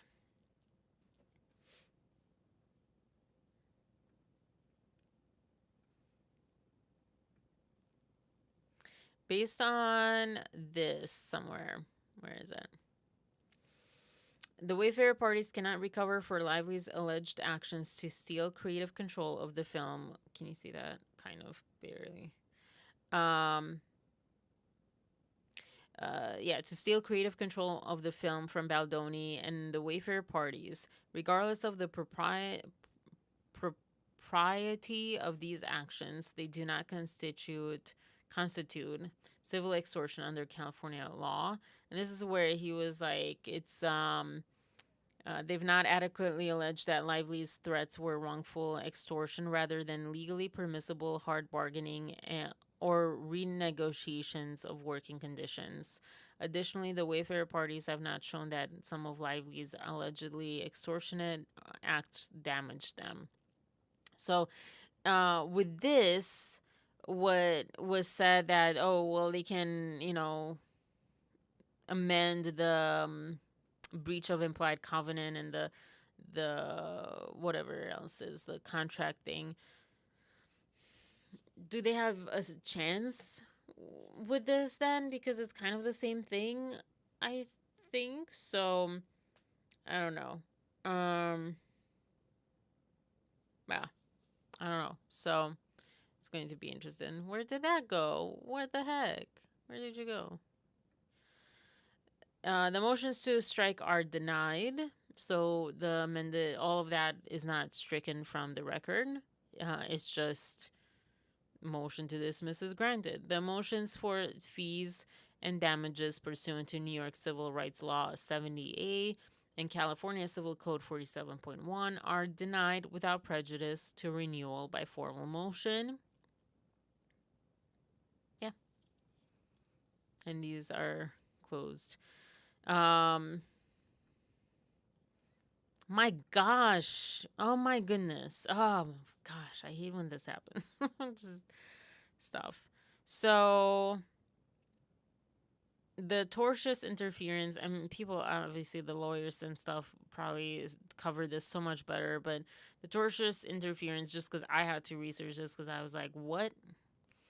Basically, someone allegedly messed with an existing contract they weren't a party to. And then breach of implied covenant. This usually means breaking the unspoken agreement to act in good faith in a contract. They can't add new claims or change unrelated parts to these two claims, but they can amend these. Honestly, right now, for me, it's likely that all of it is going to get tossed out based on this. That's my personal belief.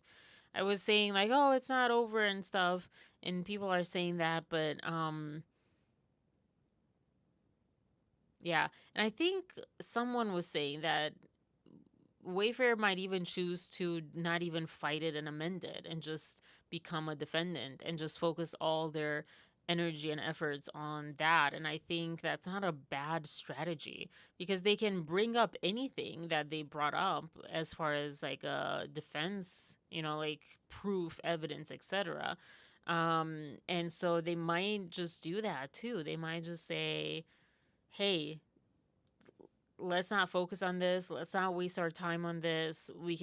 Because they can file for appeal. They can like do other things after, I believe. I don't know.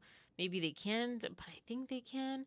And even ChatGPT was giving them like a 50 to 60% chance that the counter lawsuit will like stay alive even if they amend. So I don't know. Yeah. So we'll see.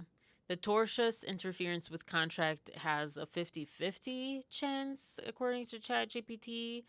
To survive, they'll need to clearly show valid contract existed, and I don't know that it existed. I don't know that she ever signed it.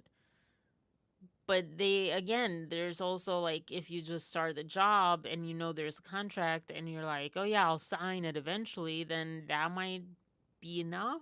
I don't know that I don't know. Um, that Blake knew about it, that she did know. She intentionally interfered with it. I mean, they might have a case on that. And it caused actual damage to Wayfarer. That for sure. I feel like they already shown stuff, but I also think I wonder how much they kept to not to not attack Blake that much. I feel like they held back, and and I wonder why they held back. Because they do have objectively, I feel like I can say this, but I'm not 100% sure. I guess I'm not them, but based on what they already showed us, they have so much more that they could have shown and could have presented and could have said. Um, so I do wonder why they held back. My opinion has been so far that they were holding back in order to not give her all their cards, right? So they had like ways to not for her not to like alter, change, amend her complaint, so to go around what they were presenting or something. I don't know. But yeah. The breach of implied covenant of good faith, that's like 60-70% likelihood. Sorry. There to survive, Wayfarer needs to show that there was some kind of agreement or business expectation. No, that's pretty, yeah. And Lively acted in a way that unfairly undermined it, even without breaking written terms. That might be a little harder. It's interesting because ChatGPT gave the first one like less of a chance and this one a higher.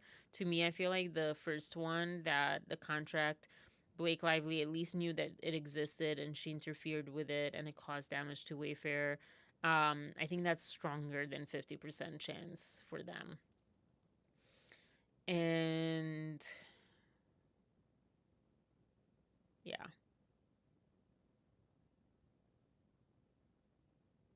And then one of the things that it was said, to drop the defamation and any speech-based claims to avoid anti-slap backlash and focus on deliberate business sabotage, not public speech, to avoid falling under First Amendment slap protections.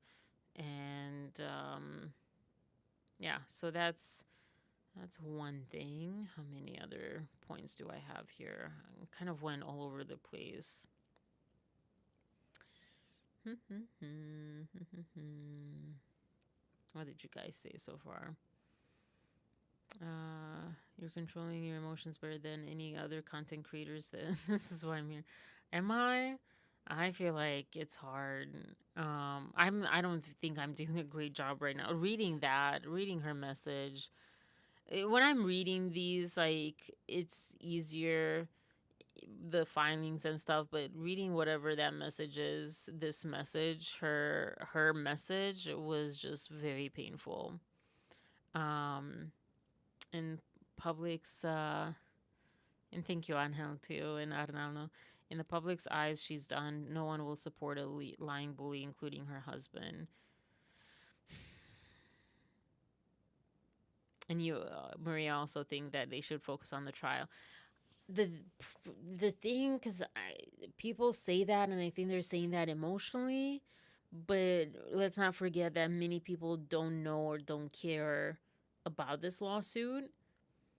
So I think there's plenty of people for them to come back and for her to come back.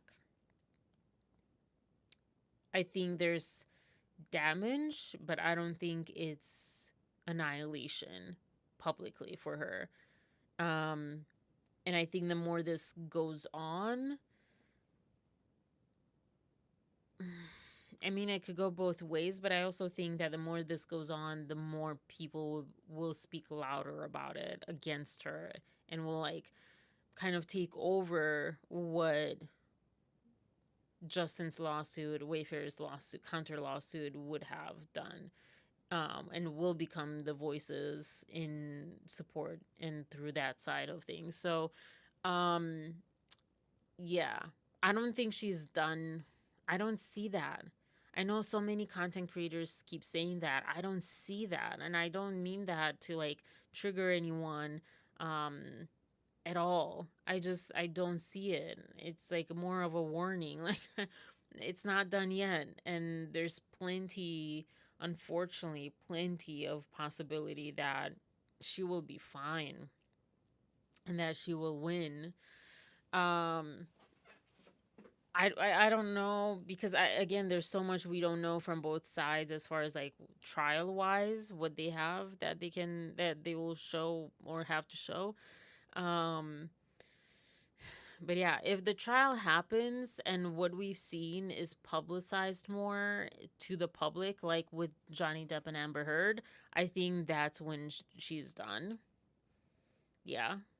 Um as far as what we see now. I don't know. I said, look what's happening in politics. I keep saying, like, sometimes bad people win, sometimes good people don't win. So that's still possible.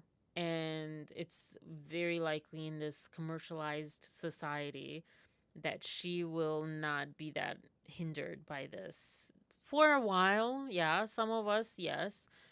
But eventually some movie will come out, something will come out, you forget the sentiment, and before you know it, 5 years down the road, you're just like, maybe you're just tired with something else and you just go and like, oh, who cares now, and at this point.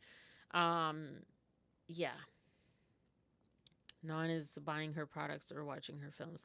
Well, a lot of people watched Another Simple Favor, at least like according to what Amazon said. It was the number one movie. And Ashley Brianna, she was talking about how, like, hey, if you are truly like not wanting to support Blake, do not click on the articles, do not click on her movies, do not click on these things. Let content creators do, because one click from the content creator is not the same as thousands and tens of thousands of clicks from everyone else. So watch your content creators, pick them, have them look at it, suggest it to me, to others. Like, hey, did you see this? Look at this. Instead of, it's like a different kind of boycott because you still get to see the information if you're curious. But it's, again, one impression versus thousands of impressions. Which makes them think, oh, great, people are interested to see us, and they get also the monetization of from ads or whatever. So yeah, that has to take a toll on her mental health. Yeah, personally, I think seeing people boycott her. I wait another click. Yeah, let me know when you come across something that I don't cover but you're like curious about. But yeah, mental health wise for her, yeah, I feel bad in that sense, because if we put ourselves in anyone's shoes, I don't care who you are, Trump, it's very obvious that he gets really hurt when he's not liked, so Blake Lively, I feel like they're, the same coin, or the same different sides of the same coin. Both blonde, both rich and white and privileged and all this stuff. Um, and personality wise, quite the same, quite similar. But just different in sense of gender and the way that they approach that. But yeah, if she inflates her numbers, how many people buy her products, how many people watch her movie, all this stuff, but she knows behind the scenes the real numbers or the real data, or sees the real hate or whatever. It is, I'm sure, taking a toll on her mental health, and that's not fun.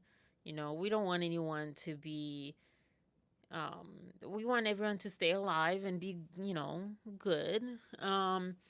But also have the pressure of, hey, you cannot trash other people's lives, and you cannot make other people not want to stay alive and stuff. Like, because she has that, like, responsibility that she's not addressing.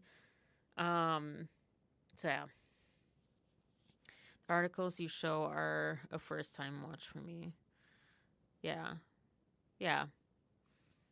New age boycott. New age boycotting. Omar also initially said that this is a flesh wound and it's not a fatal wound for Justin and Wayfarer. Again, the more I read about this, the more I sit on this, I personally would probably, it's not great optics, because then you just give them so much headlines like, oh, they are losing, they lost, but it also can be a strategic.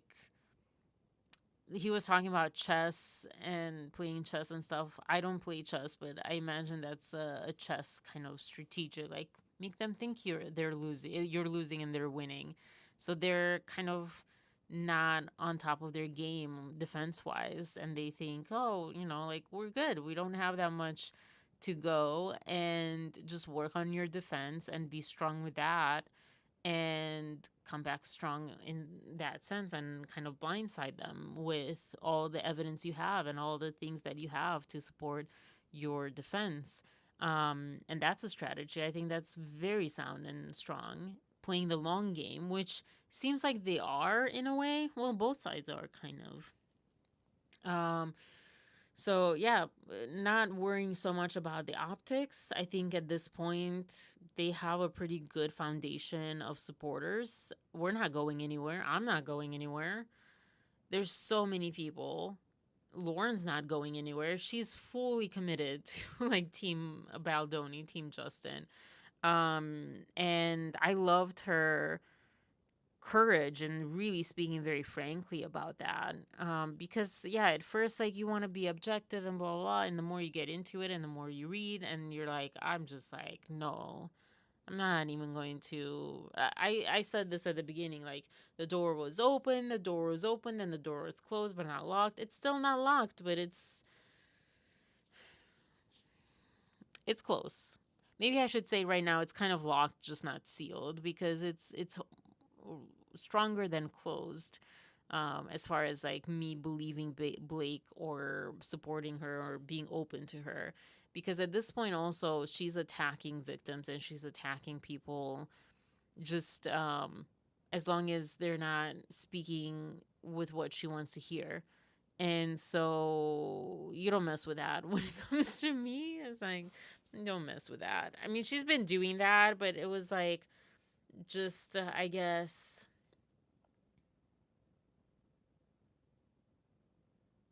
now that she is like having this narrative that she's winning, and look at me, like, I'm on the right side, I'm fighting for you, and poor me, I've endured so much pain of this retaliatory lawsuit and manufactured shame. What does that even mean, manufactured shame? Like, me to be ashamed that tries to break us? Is she talking about maybe just accountability that's being kind of like the mirror put up to her face, and she's like, oh, you're just trying to shame me?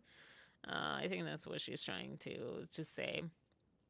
Not going anywhere, me too. Yeah. Yeah, it's I think they're in a good place publicly to. I'm not saying they should, dismiss their own lawsuit or whatever, but they could. And yeah, I don't think most, if any, of their supporters are going to be like, oh, well, I guess I'm going on Blake's side. No way. No way. So they're in a pretty good position.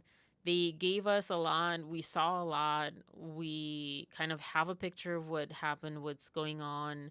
And we're just going to like support whatever they do next. And I really do think that that would be a stronger position to like just really focus on the defense. It's not fun, you know. It's good when you have the opposition stand, but not the opposition, what is it, defense and the other side. the I don't know. If I would watch football more, I would know. But yeah, it's fun, but it's whatever helps them win is what they should do.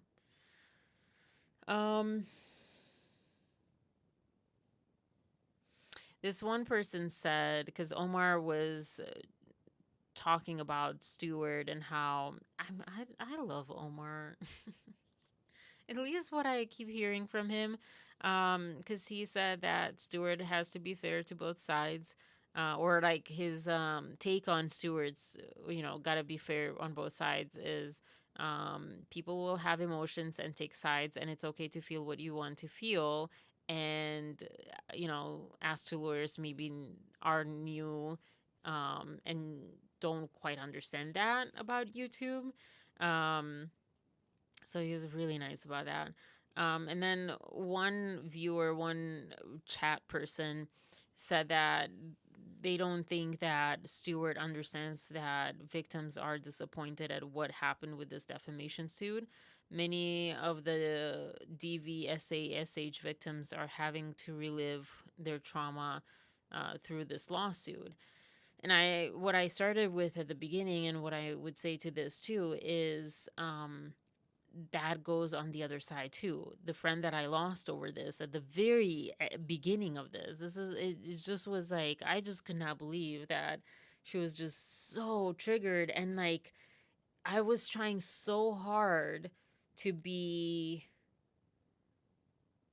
acknowledge that and to be cautious and to tread lightly, and but also, not dismissing what I felt was truth, or a good point to make or whatever.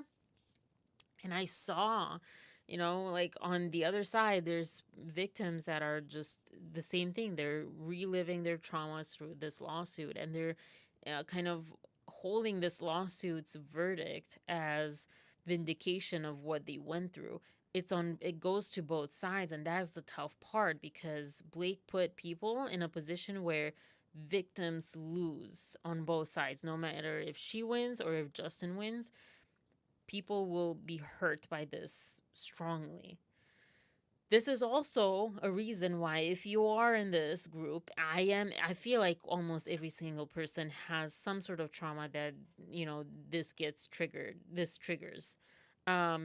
Is a moment to like take a breath and try to heal, especially before it gets to the lawsuit, or to the trial, if it gets to the trial, or to any verdict, if it gets dismissed, or not dismissed, settled, anything like that. We need to prepare for that emotionally ourselves, with ourselves, and do healing work. So whatever happens, whatever the verdict is, whoever you support, you will take care of you in a way that you will not be devastated by this, and you will not be sent back to the trauma and that you incurred, that is happening. So like, there was to now get more into wait, where am I?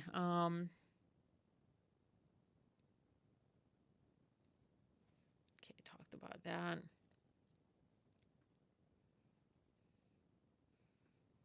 Yeah, both Omar and not actually Golden spoke about how the amicus briefs were not even used in his decision. Didn't even seem to read those, the judge. But now to talk about what I kind of felt, strongly as I was reading everyone's comments on the chat around this re-traumatization, and my messages, I guess, to to like victims, survivors of trauma, of small or big, but something that really this is bringing a lot out of you as far as that. I'm not an expert, I'm not a therapist, and I would highly encourage, if you are not working with a therapist, to go find and work with a therapist around trauma. Um, Pushing it down, ignoring it, acting like it's not a big thing, or like you can get healing from a result with a lawsuit or from talking about it. Um, Anything like that is not going to actually be healing, and it can come up, and you just want to keep yourself safe. So highly encourage you, if you don't have a therapist, to go find a therapist. And it can be a process, but there are good therapists out there, and there are bad ones too, so don't give up on that. um, but yeah, outside of that, so again, not as a mental health practitioner here. I'm not that. I'm not a psychologist. I'm not even coming to you from a coaching perspective. I'm just coming to you as a fellow human being that also feels triggered by this decision and by Blake Lively's message. And I'm going to actually take that off the screen. And I'm going to take this off the screen too, and just kind of be here. Um oh, and by the way, the Cynthia Erivo thing, which is, I was like, what's the link there? That apparently they saw Wicked at a private screening. Ariana Grande had a picture with Cynthia and Blake and Ryan. Ariana is following Ryan but not Blake, and I find that weird. But then I guess Ryan made a speech about her at some gala, so I guess that makes sense. And I mean, Ariana has her own like interesting situations happening, so you know.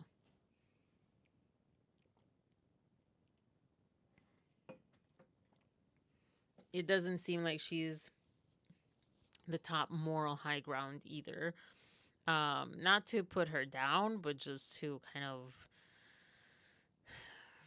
it does not look good what has been kind of shown out there about her. So yeah, anyways, but I also, like, I feel for her. It's hard to even say that because she seems like she's definitely suffering. So I don't know. Hopefully she has a good support system. Um all right.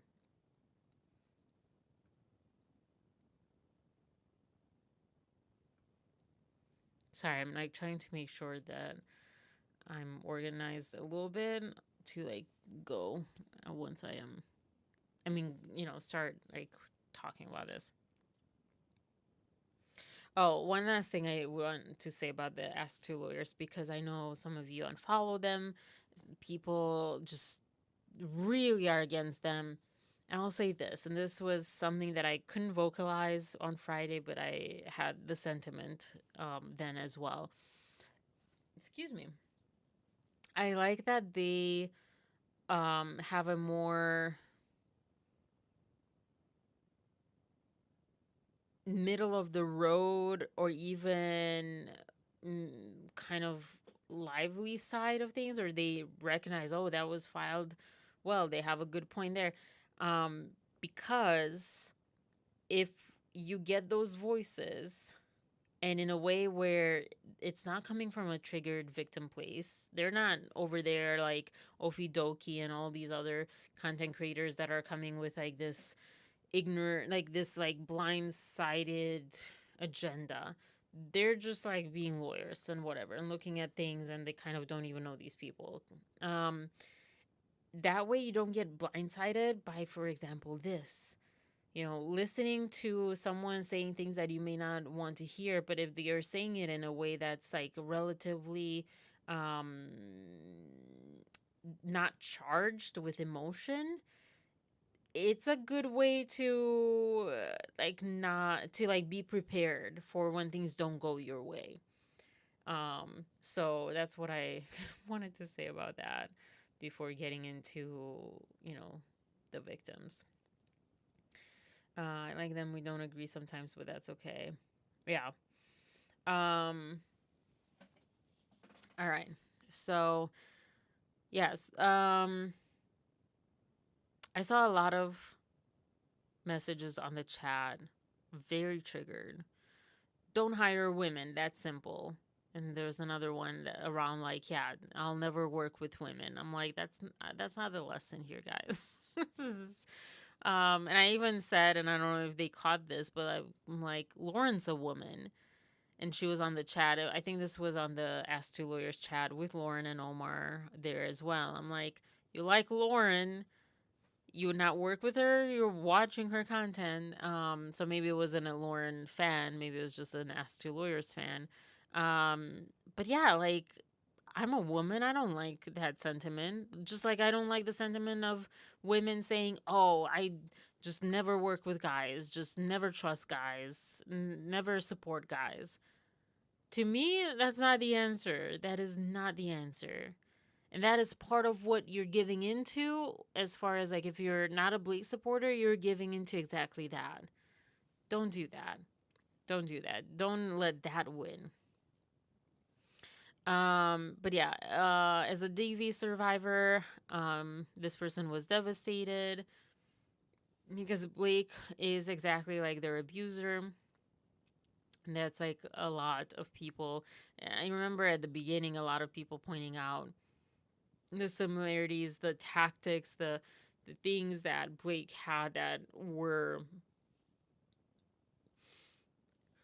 oh my god, yawns and hiccups and yawns and hiccups.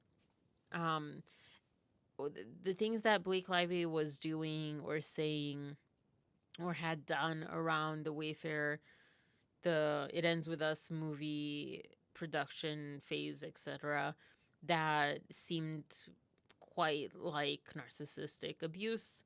The big one being that she, in my opinion, being that she turned everyone against him, all the main cast members that liked him just fine before and had like praises for him.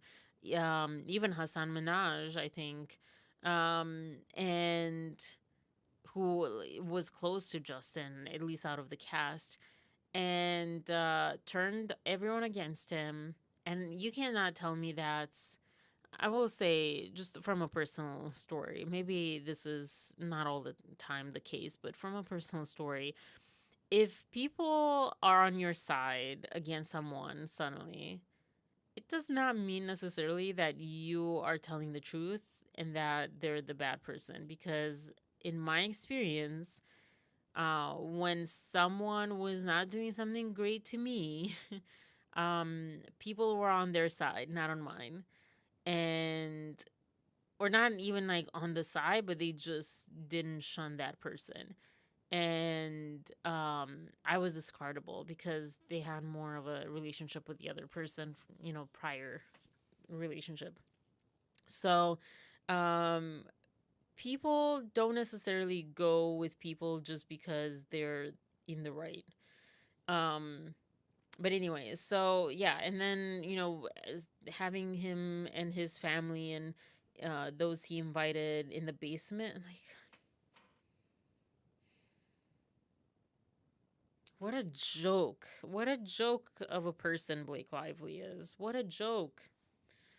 Um, but yeah, so things like that, things like this have been expressed in many ways, and this is definitely triggering. And again, I would say, this is a moment, or I haven't said this yet, but this is a moment where you recognize that you're triggered, you recognize that this is affecting you, and you're kind of projecting onto this case your experience and trauma that you've not processed and healed.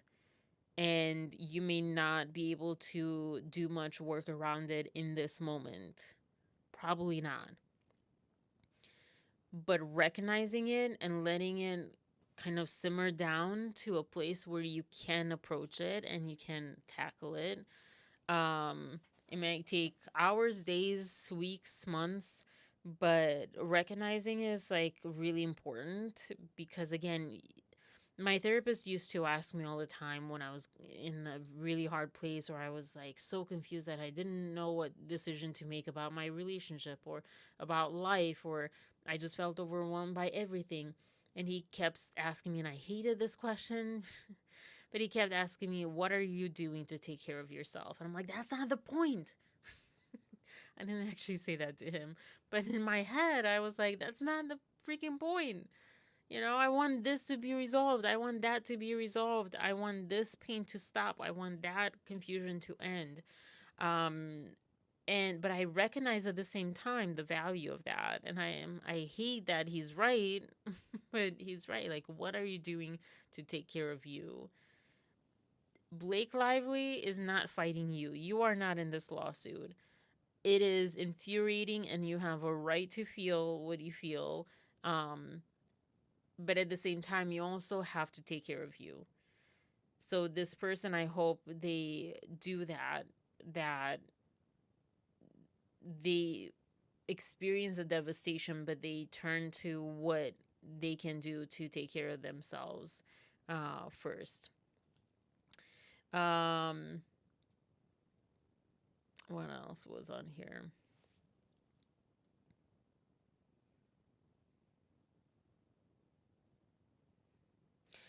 So you can call someone an SP, sexual predator, and destroy their life, and nothing will happen to you. That's like a potential thing, and that's the irony that I pointed out on my thing on my thumbnail. The irony of 47.1, because yes, she's I learned this, I guess, now. She's privileged, or anyone's privileged under the complaint, under filing the complaint, with what she said in there. She's privileged.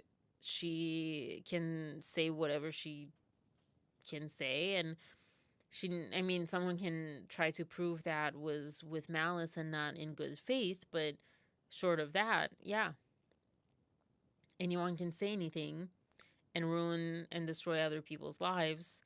And I don't think in her case nothing will happen to you. I think plenty is happening to her. But if these people were not celebrities, yeah. And that's the sad part, the sad alternative to 47.1, which is so you can defend yourself, or you can be called an SH or SP or whatever, sexual predator, and because you have more money, nothing will happen to you. I think the conclusion is, at the end of the day, it seems so far, because this is the first case under 47 or to use 47.1. I think the conclusion is, if you have money, you will be untouchable. You'll win. You'll be safe. I don't see how any of this is helping anyone who doesn't have money, because she has, yes, Steve Sarowitz is helping Justin Baldoni, but she has the most money. She has the most power. Again, it's not just about money for me. It's like the power she has. Her name is a household name. Everyone knows Blake Lively name. Even if they don't like her, they don't watch her stuff, but they know about her. Everyone knows Blake Lively. Not many people know Justin Baldoni. Now more people know, but not that many people. And so the power that comes with that, the power of, her being in the marriage that she is, and with the connections that they both have, and that the marriage itself, it's kind of like Beyonce and Jay-Z, where people are like, oh, they're not actually together, it's just for show, it's just for power, it's just for whatever. I think, it's kind of hard probably to separate the two, to separate where it is about one or the other. I don't know. My hopeless romantic. I think that Beyonce and Jay-Z do love each other, and I think it is for love, but I also think it is for power too, and it doesn't have to be one or the other. But this also comes from watching Dr. Kirk Honda talk about 90 Day Fiancé couples and how um, he was like asked two lawyers in a way, but more like an Omar version. Well, I don't know. Sometimes he was quite like tough. If you didn't agree with him, it was tough to hear him talk about it. Um, but yeah, he spoke about how different people marry people for different reasons. It doesn't make it less real. Some people marry people because of economic advantage. Like if someone's from a poor country and poor family and so forth, and they see this American and they want a better life, like that's a valid reason. um it's not a valid reason if you're like extorting someone, or marrying them and then buy or whatever, like there's like nuances to it. But um or even if you're not like American and foreigner, but that was like mainly the 90 Day Fiance thing. But even in the same country, like people will marry will marry for security, not so much for this like love. People will say that love fades, but you have to be practical. So all of that can be true. And I don't think it's deniable that Blake and Ryan are a very powerful couple. They're not Beyonce and Jay-Z, but they're close there. They're really close to that, if not like pretty much the same thing, but in the Hollywood version versus the music version. They're really powerful. I mean, and you don't even really notice it until something like this and everything's coming out, and how many things are hidden or like swept under the rug and stuff by them. And yeah, hi Maria. Uh, well, we're glad you're here. Welcome. It was you didn't miss much. I'm my brain's not functioning, so but welcome. Um, but yeah, so they're really, really powerful, is what I guess I said. So, um, it's not so much that she's a woman or that she's doing SH claims. I think at the end of the day is power. Power wins over the less powerful. But we'll see how this will shape up. I hope all these victims don't give up hope and take care of themselves. Yeah. I agree that I agree. Where was it? That her tactics are similar to abuse. Yeah. Um, yeah. Which is why was I so crazy with my friend. I'm like, you're literally describing her. You're not describing him. What are you talking about? Just because he's a male. It's like sometimes people just like cannot see past like the outer shell. Anyways. And yeah. The social impact of this to women really is terrible. It's already almost impossible to get help at work when being SH'd. Yeah. Yeah. I mean, yeah, right now this looks like and I'm sure Blake and her supporters will say that that's because of us. Because we are poking holes, we're, restricting her voice, we're attacking her, and because of us, women have a harder time bringing SH claims or having support in bringing those around the workplace or legally or whatever. And I would say no. I strongly believe, I really do strongly believe this is on her. This is not on us. It is not about blindly following and believing and supporting a human being, whether it's a woman or whoever. I don't believe that's like the thing with patriotism too. Like I don't believe in this blind patriotism that you just like do whatever even if it's wrong and even if it's actually bad for your country. No, that doesn't make sense. I'm not gonna be a supporter of a woman just because she's a woman. I'm so sorry, but no. No. I will empathize maybe more, or I will like not empathize. I will give her more of a benefit of the doubt. Okay, sure. I think that's like, human. Men will do that for men, women for women. Fine, whatever. That doesn't exclude like having critical thinking and, watching for things and no.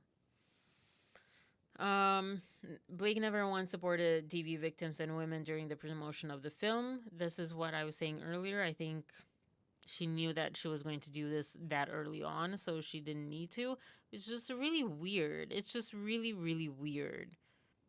It's just really weird. We're talking about that.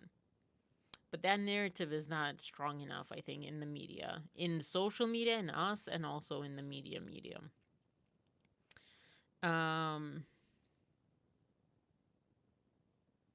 Someone quoted Kendrick Lamar. They not like us. It's like, that's funny.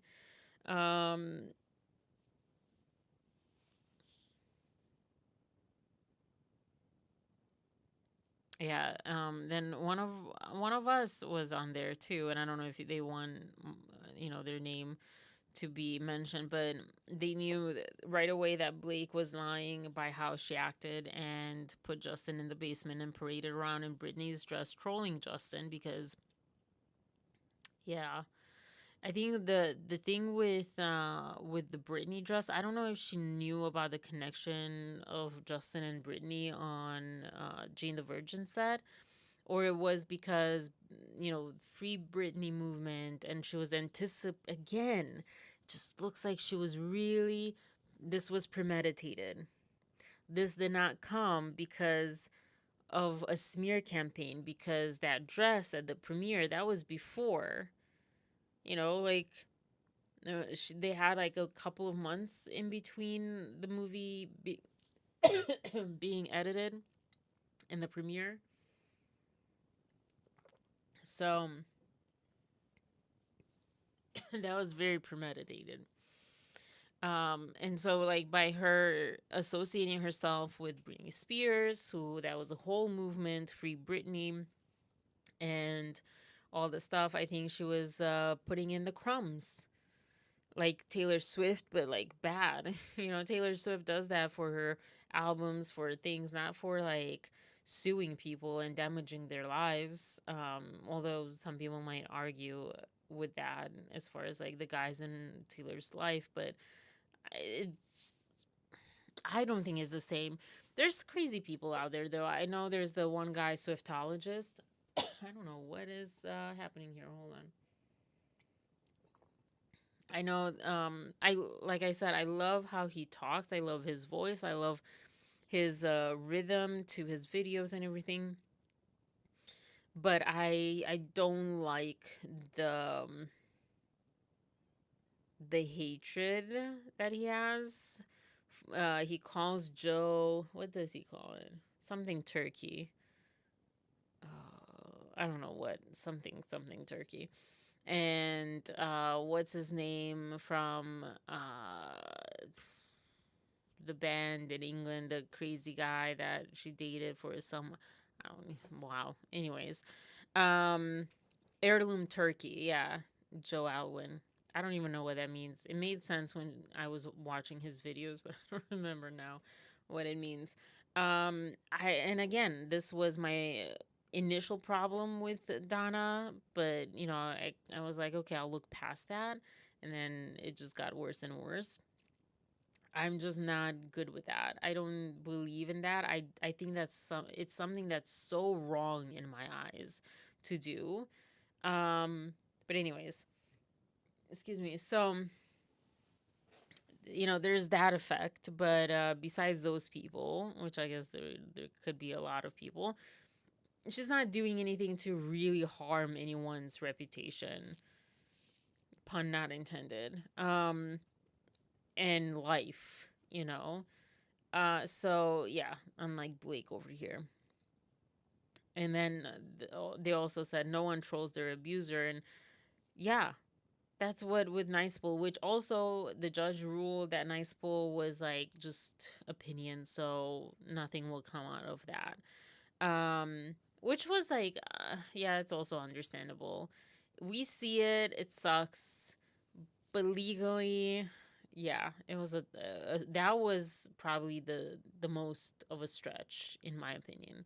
But yeah, no one trolls their abuser. No one feel like, if you feel unsafe with someone, you're not going to um make fun of them, troll them, um poke them, like, hey, I'm here, I'm here, I'm here. You want to get away from them, you want to just, lay low, or even if you want to say, to show how resilient you are, but you're not going to poke at them, because that's not safe. So she doesn't even get it, which Omar goes into. Like, she doesn't get what being a victim is. So she's clearly not a victim. That's opinion, allegedly. And then I had started saying something.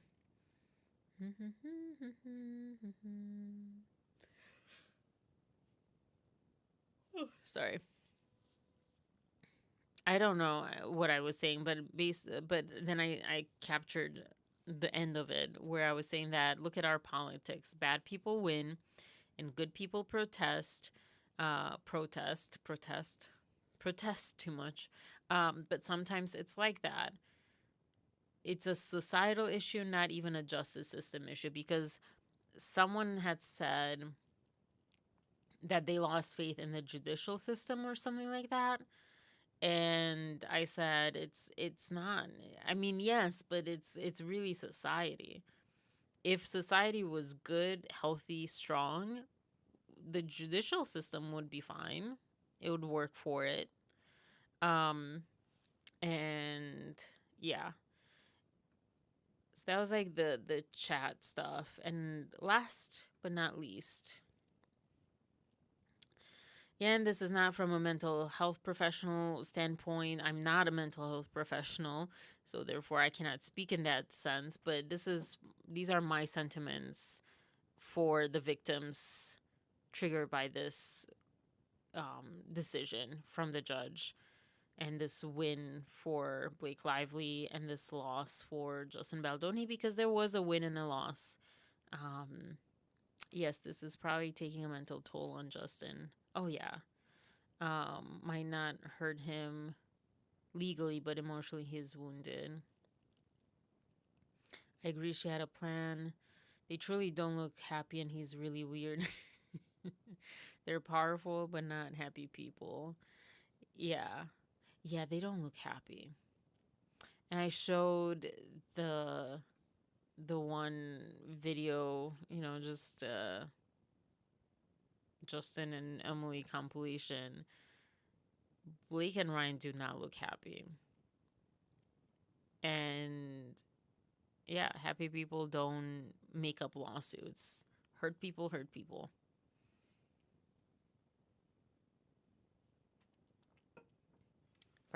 Ryan better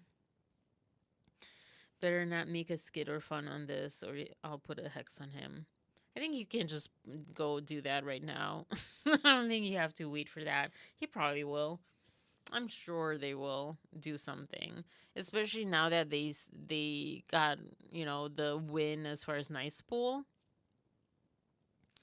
I'm sure they'll like say something. Maybe not in this moment, maybe not this month, but by next year, I don't know.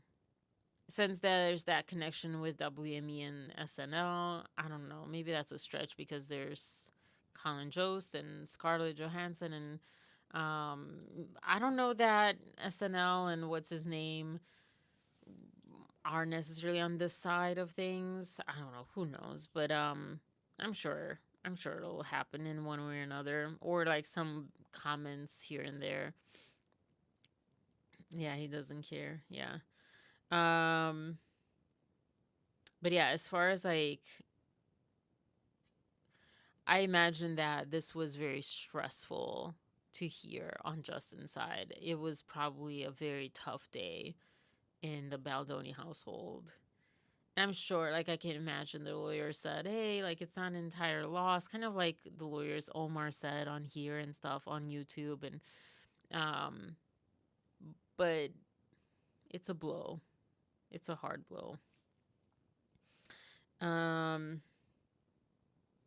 yeah, so it's sad. Okay, so a couple of thoughts to finish up this live. Can't believe it's so long. A couple of thoughts um, around how to handle this.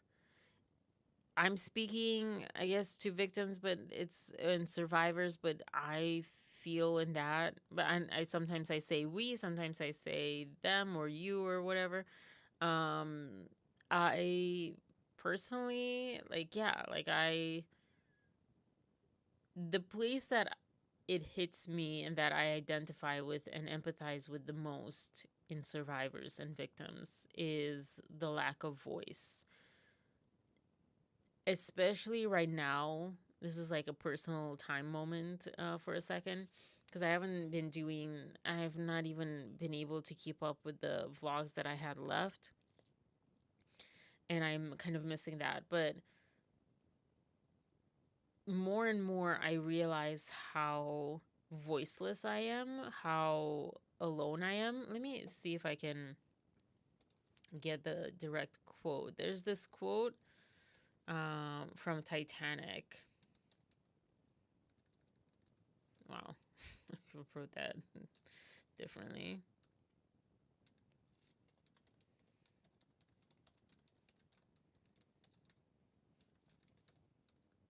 Let's see how smart ChatGPT is. How much it knows my brain.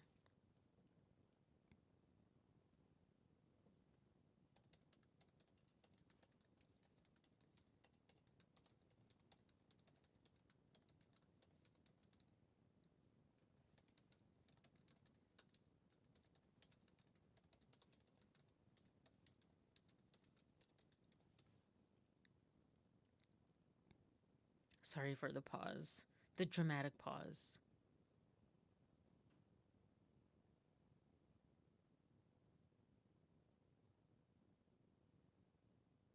Okay. I felt like this is Rose from Titanic quote.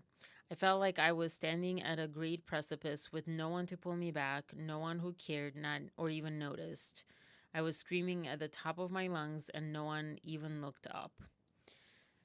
I remember the quote differently because I kind of internalized it in my own thoughts. I saw this, I think I was 14 years old or so when I saw Titanic, and this quote stood out to me.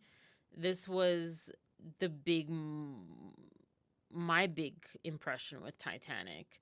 It wasn't the love story. It wasn't Jack and Rose on the whatever board in the ocean. It wasn't all of that. This was the thing that stuck with me. And I was thinking about this the other day, how, because, all our issues, all like the loneliness that I've started feeling is a buildup. It's not, it just didn't happen, just boom. I also don't think loneliness happens like that. I think you can be alone in a second, but I don't think loneliness is created in a second. I think it's created, at least in my case, I guess it's been created for a lifetime maybe. So I was thinking about how, like, wow, like at 14 I knew the feeling of loneliness, of being alone, not the frivolous kind, but like true. And what I would describe my family to be a good family, happy family. I was with my mom a lot. I had friends. I had my grandparents. Yeah, I don't think I had like an awful childhood. Most people don't. Most people don't also, I think, just survival. You're not going to look at your childhood where you're living in like, oh, this sucks, because you're completely dependent on your caretakers. So unless it's like really, really bad, you're going to say, oh, it was great. And also because you have no other point of reference, you don't know any better. I'm not saying that now I think it's bad. I don't know. That's the thing. I don't know. Either way, that's what I kind of um, re- relate to, or pick up on the most during this whole conversation with Blake Lively and with all the victims that come out saying that they're devastated over this decision, or just like throughout this whole process. It's that voicelessness, it's that you're like screaming and screaming and screaming, and no one hears you and no one believes you. One of the things I watched, The Wizard of Oz. I watched it, I think in 2018 or 2019, something like that. And I remember that everyone loves that movie. I'm like, why? It is so traumatizing. No one believes her. Like, do people just like completely just overlook that part? Or maybe they're just not traumatized in that sense. But to me, that stood out, and that's the only thing I picked up from the whole thing. It's like, that is awful. That is an awful experience. Um, and with Blake Lively and stuff, it must be maddening that as a survivor, as a victim, you're talking about how this does not represent you, how her tactics scream like your abuser, like your experience. And she's constantly trying to say that, no, I'm speaking for you. I'm doing this for you. I'm doing you a favor, which is, again, a tactic used by people who manipulate. Um,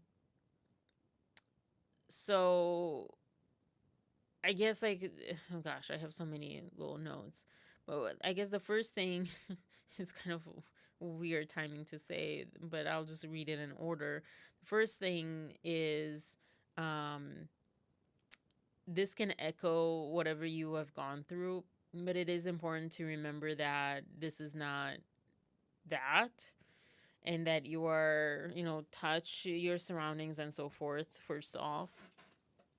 That you're here and you're safe. Hopefully, you're safe. Hopefully, that's in your past. And it does, again, hopefully, if that's true, it this ruling and her message and all this stuff does not mean that you're unsafe now. It means that your brain is trying to protect you by recalling familiar, um, I wanted to say instances, I guess, yeah, familiar instances, familiar things that have happened that is, something to watch out for. And you're spotting it in this, and it's triggering a response of like, danger, danger. And in this case, it's important to do some nervous system regulation, which sounds so like that's not enough. And like, no, this needs to go away. The threat needs to go away. The threat needs to be annihilated. The threat, needs to be tackled.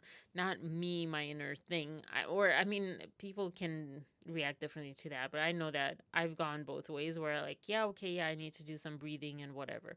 And I'm not saying nervous system regulation is just breathing, but that can help. But if you have someone, if you have a partner, if you have a parent, if you have a child, if you have a dog, if you have someone or something that you can hug or be hugged by, that's amazing. That would be like the first go-to, I would say. Because that really like regulates you, I think, the quickest, in my opinion. And then you can tackle the breathing and the thoughts and the patterns and all that stuff. But yeah, um, it's just, I guess, like the first thing is that helps is recognizing, okay, this is just triggering something in me, but this is separate from my experience. And to sever that projection, so you're not attached to the outcome of this, and you're not attached to this where it debilitates you, is kind of, I guess, where I'm trying to go to.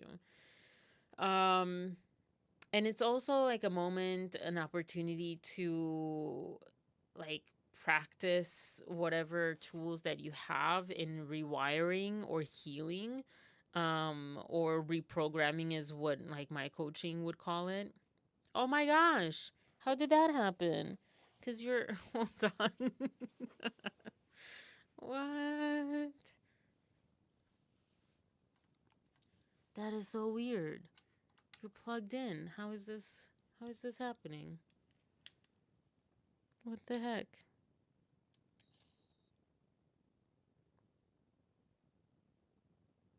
What? Huh. Sorry, I don't know. Sorry. Technical difficulties. That's a great moment to have technical difficulties with. Gosh. That is so weird. Because it's plugged in. That is so weird. All right. Let me see. Sorry, I don't even know how to. Okay, I think I got it. Okay. Wow. All right. Well, here we are. Webcam part 2. Part 2 of that. Wow, this is so close. I'm so big now. So yeah, I was saying that, if you notice that you're feeling devastated, you're feeling triggered in whatever way, you're feeling to the point of just a lot. Like I took a walk earlier and I was feeling so frustrated and irritable. Irritable, if you're irritable, that's a great sign for people who, especially if you're attachment style wise, if you're dismissive avoidant, if you're irritable, it kind of implies that you have low level anxiety, and you're not recognizing it as anxiety because you see that as a weakness or something, or many reasons, and so it just shows up as irritability. But yeah, like that's a form of distress. When you're irritable, you feel trapped, you feel something. So any kind of like uncomfortable feeling around this or other decisions or other filings is an opportunity to kind of pinpoint what you need to heal, what is not yet healed, what is going on, maybe something that you didn't even know that you needed healing from. So yeah, observe the trigger, understand it, validate it. I have so consciously relating is my coaching name. If you search for that on Instagram, I don't remember which one it is, but I actually talked about this where um it's like the steps of, I guess I am getting a little bit into the coaching side, but the steps of like, yeah, triggering, validating your programming. Like, it's not about just invalidating yourself, like, oh, you shouldn't feel that way, you should like, I shouldn't feel that way, I should just like stuff it down or be good, or like breathe it out, meditate, pray it out, whatever. um those tactics are great to like kind of feel your nervous system or whatever. But yeah, observe it, understand it, validate it, which can be the same thing, and then kind of respond to it, reprogram with reprogramming tools. And yeah. Um, so like one of the tools is, if you feel helpless, um, go through your life, go through your day, go through your month, go through other. I was looking at the camera. Go through your different areas of life your job, at your with your coworkers, with your boss, with your or job entity, with your partner, or family, or friends, or partners, or children, or just randomly, walking down the street or whatever. Where can you pick up on things that show you that you were um powerful, the opposite of helpless, where you had a voice, where people listened to you or acted on something that you said because they trusted you, or because they valued your opinion or whatever. So that's like one of the tools that we use in coaching. That's a very powerful one, which I keep avoiding using. I feel just overwhelmed by all the work that I have to do. And yeah, it's, it's easier said than done, I guess. I mean, I did it for a while, and then the last few months I just got just burned out from a lot. I got burned out because I had like the accelerator pedal and the brake pedal at the same time. Both like myself and the world had that, so I was like kind of just spinning on in place, and so I got burned out. um Recognize that this dismissal of most of the complaint, of the counter complaint, counter lawsuit, is not rejection of the truth, and it's also especially not rejection of your truth. Again, trying to separate yourself from that, from the actual, these are people who are actually in this lawsuit. um but the judge didn't say that Justin was lying, and for sure he didn't say that you are lying about your experience. But if we keep it in terms of Blake and Justin, yeah, he didn't say that Justin was lying, or he didn't present some interesting things or some valid things or whatever. He just said this was not enough legally to have standing ground. And yeah, like, if you don't want to like the judicial system, understandable. I think if you're on the other side, though, you like it. So think about that, I guess, a little bit. I don't know if that's like too harsh to say. Um, yeah. And then also, like, I guess this is an interesting thing that came up that I didn't even think of. But this rejection is like redirection. It's not like a point to give up. It's maybe reminding you that I've been sort of on this journey of reframing. It's really hard when reframing hopelessness and like the end of the road as not so much an end of the road, but like a detour, or something that maybe I just have to like shift a little to the left or a little to the right or whatever, find a different way around it or through it or under it or above it or whatever. And it's more like it needs adjusting. Something needs adjusting there, than, oh, it's done. It's the end. There's no hope. Everything's gone, you know. But as far as like, again, separating yourself from this, you're not on trial, and your situation is not on trial, and you're, which is hard, like if you had a situation that was on trial or something close to it, and it didn't go that well, or it went well but it wasn't feeling, but that's the other thing. In either one that wins or loses, like they still have to do that inner work. Is just because the judge says yes, you're right, it gives you a boost.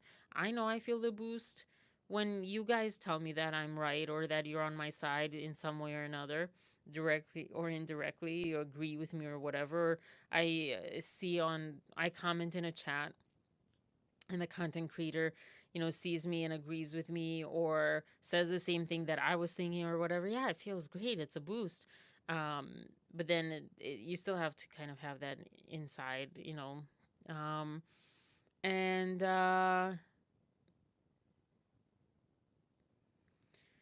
being curious, I don't know, that's a little too much. Yeah, I'm not gonna go into that. That's like the next level. We're kind of in crisis mode right now. This is not the time to be like, pushing ourselves. Um, but yeah, I have these two things. To healing means feeling the wound, but also choosing not to bleed from it anymore, which again is kind of the next level. It's not necessarily the first thing you want to hear, or that is very helpful, but sometimes it is. I have a hard time with this, like, everything's in our choice and in our power. When you're feeling powerless and helpless, someone telling you that it's in your power to not be affected by something, basically, I don't know how it goes for you, but for me, that does not sit right.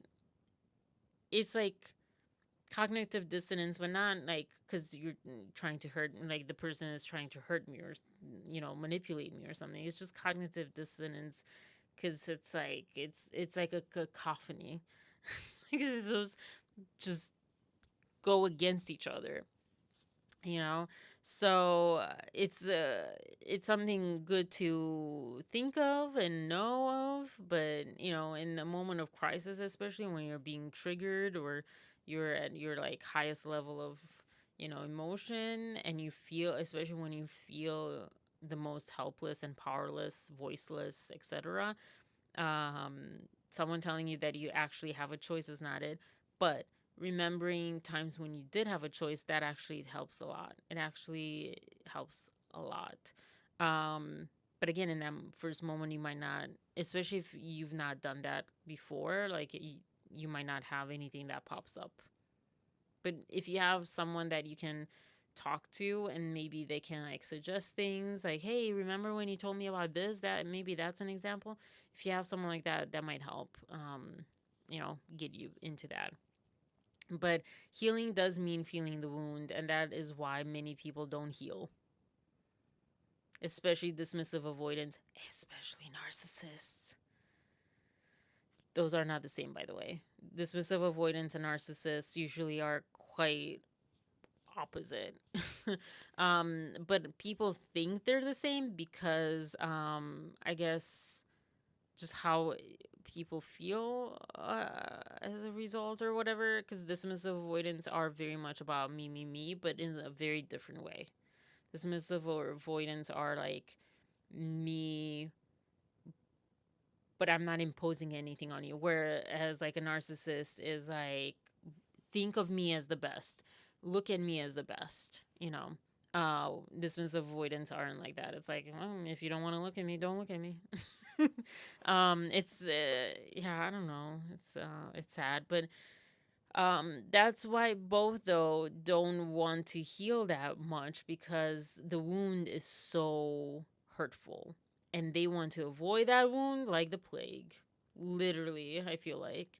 And so, and I mean, most of us though, come on, most of us don't want to feel the pain, but to get through it, to get past it, you need to get through it.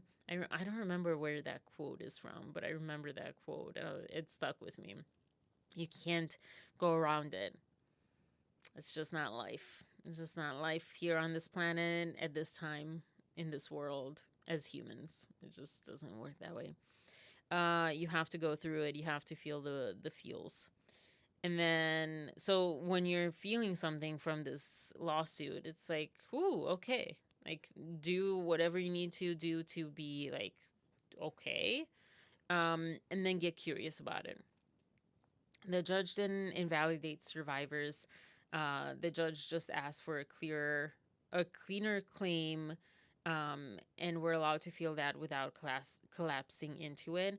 But yeah, I mean, I think the judge didn't quite understand the consequence for survivors, but is also, I don't know if it's his job per se at this point. It was, I think, more legally about the two people, not so much about the consequence. I mean, maybe it's just the style of the judge. Maybe another judge would have approached it differently.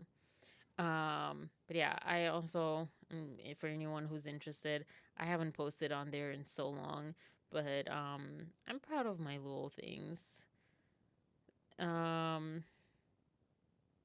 It's the ones where I'm like doing scenarios and I'm doing them per attachment style that I was like talking or thinking about and referencing, but I forget which one. But I was going through this, like, you get curious. I remember like the script that I had. I just don't remember. No, it's all the way at the end of the page. He needed physical proof of defamation, not hearsay. Yeah. Yeah. So yeah, I think that's kind of it. I was here long enough with my weird brain.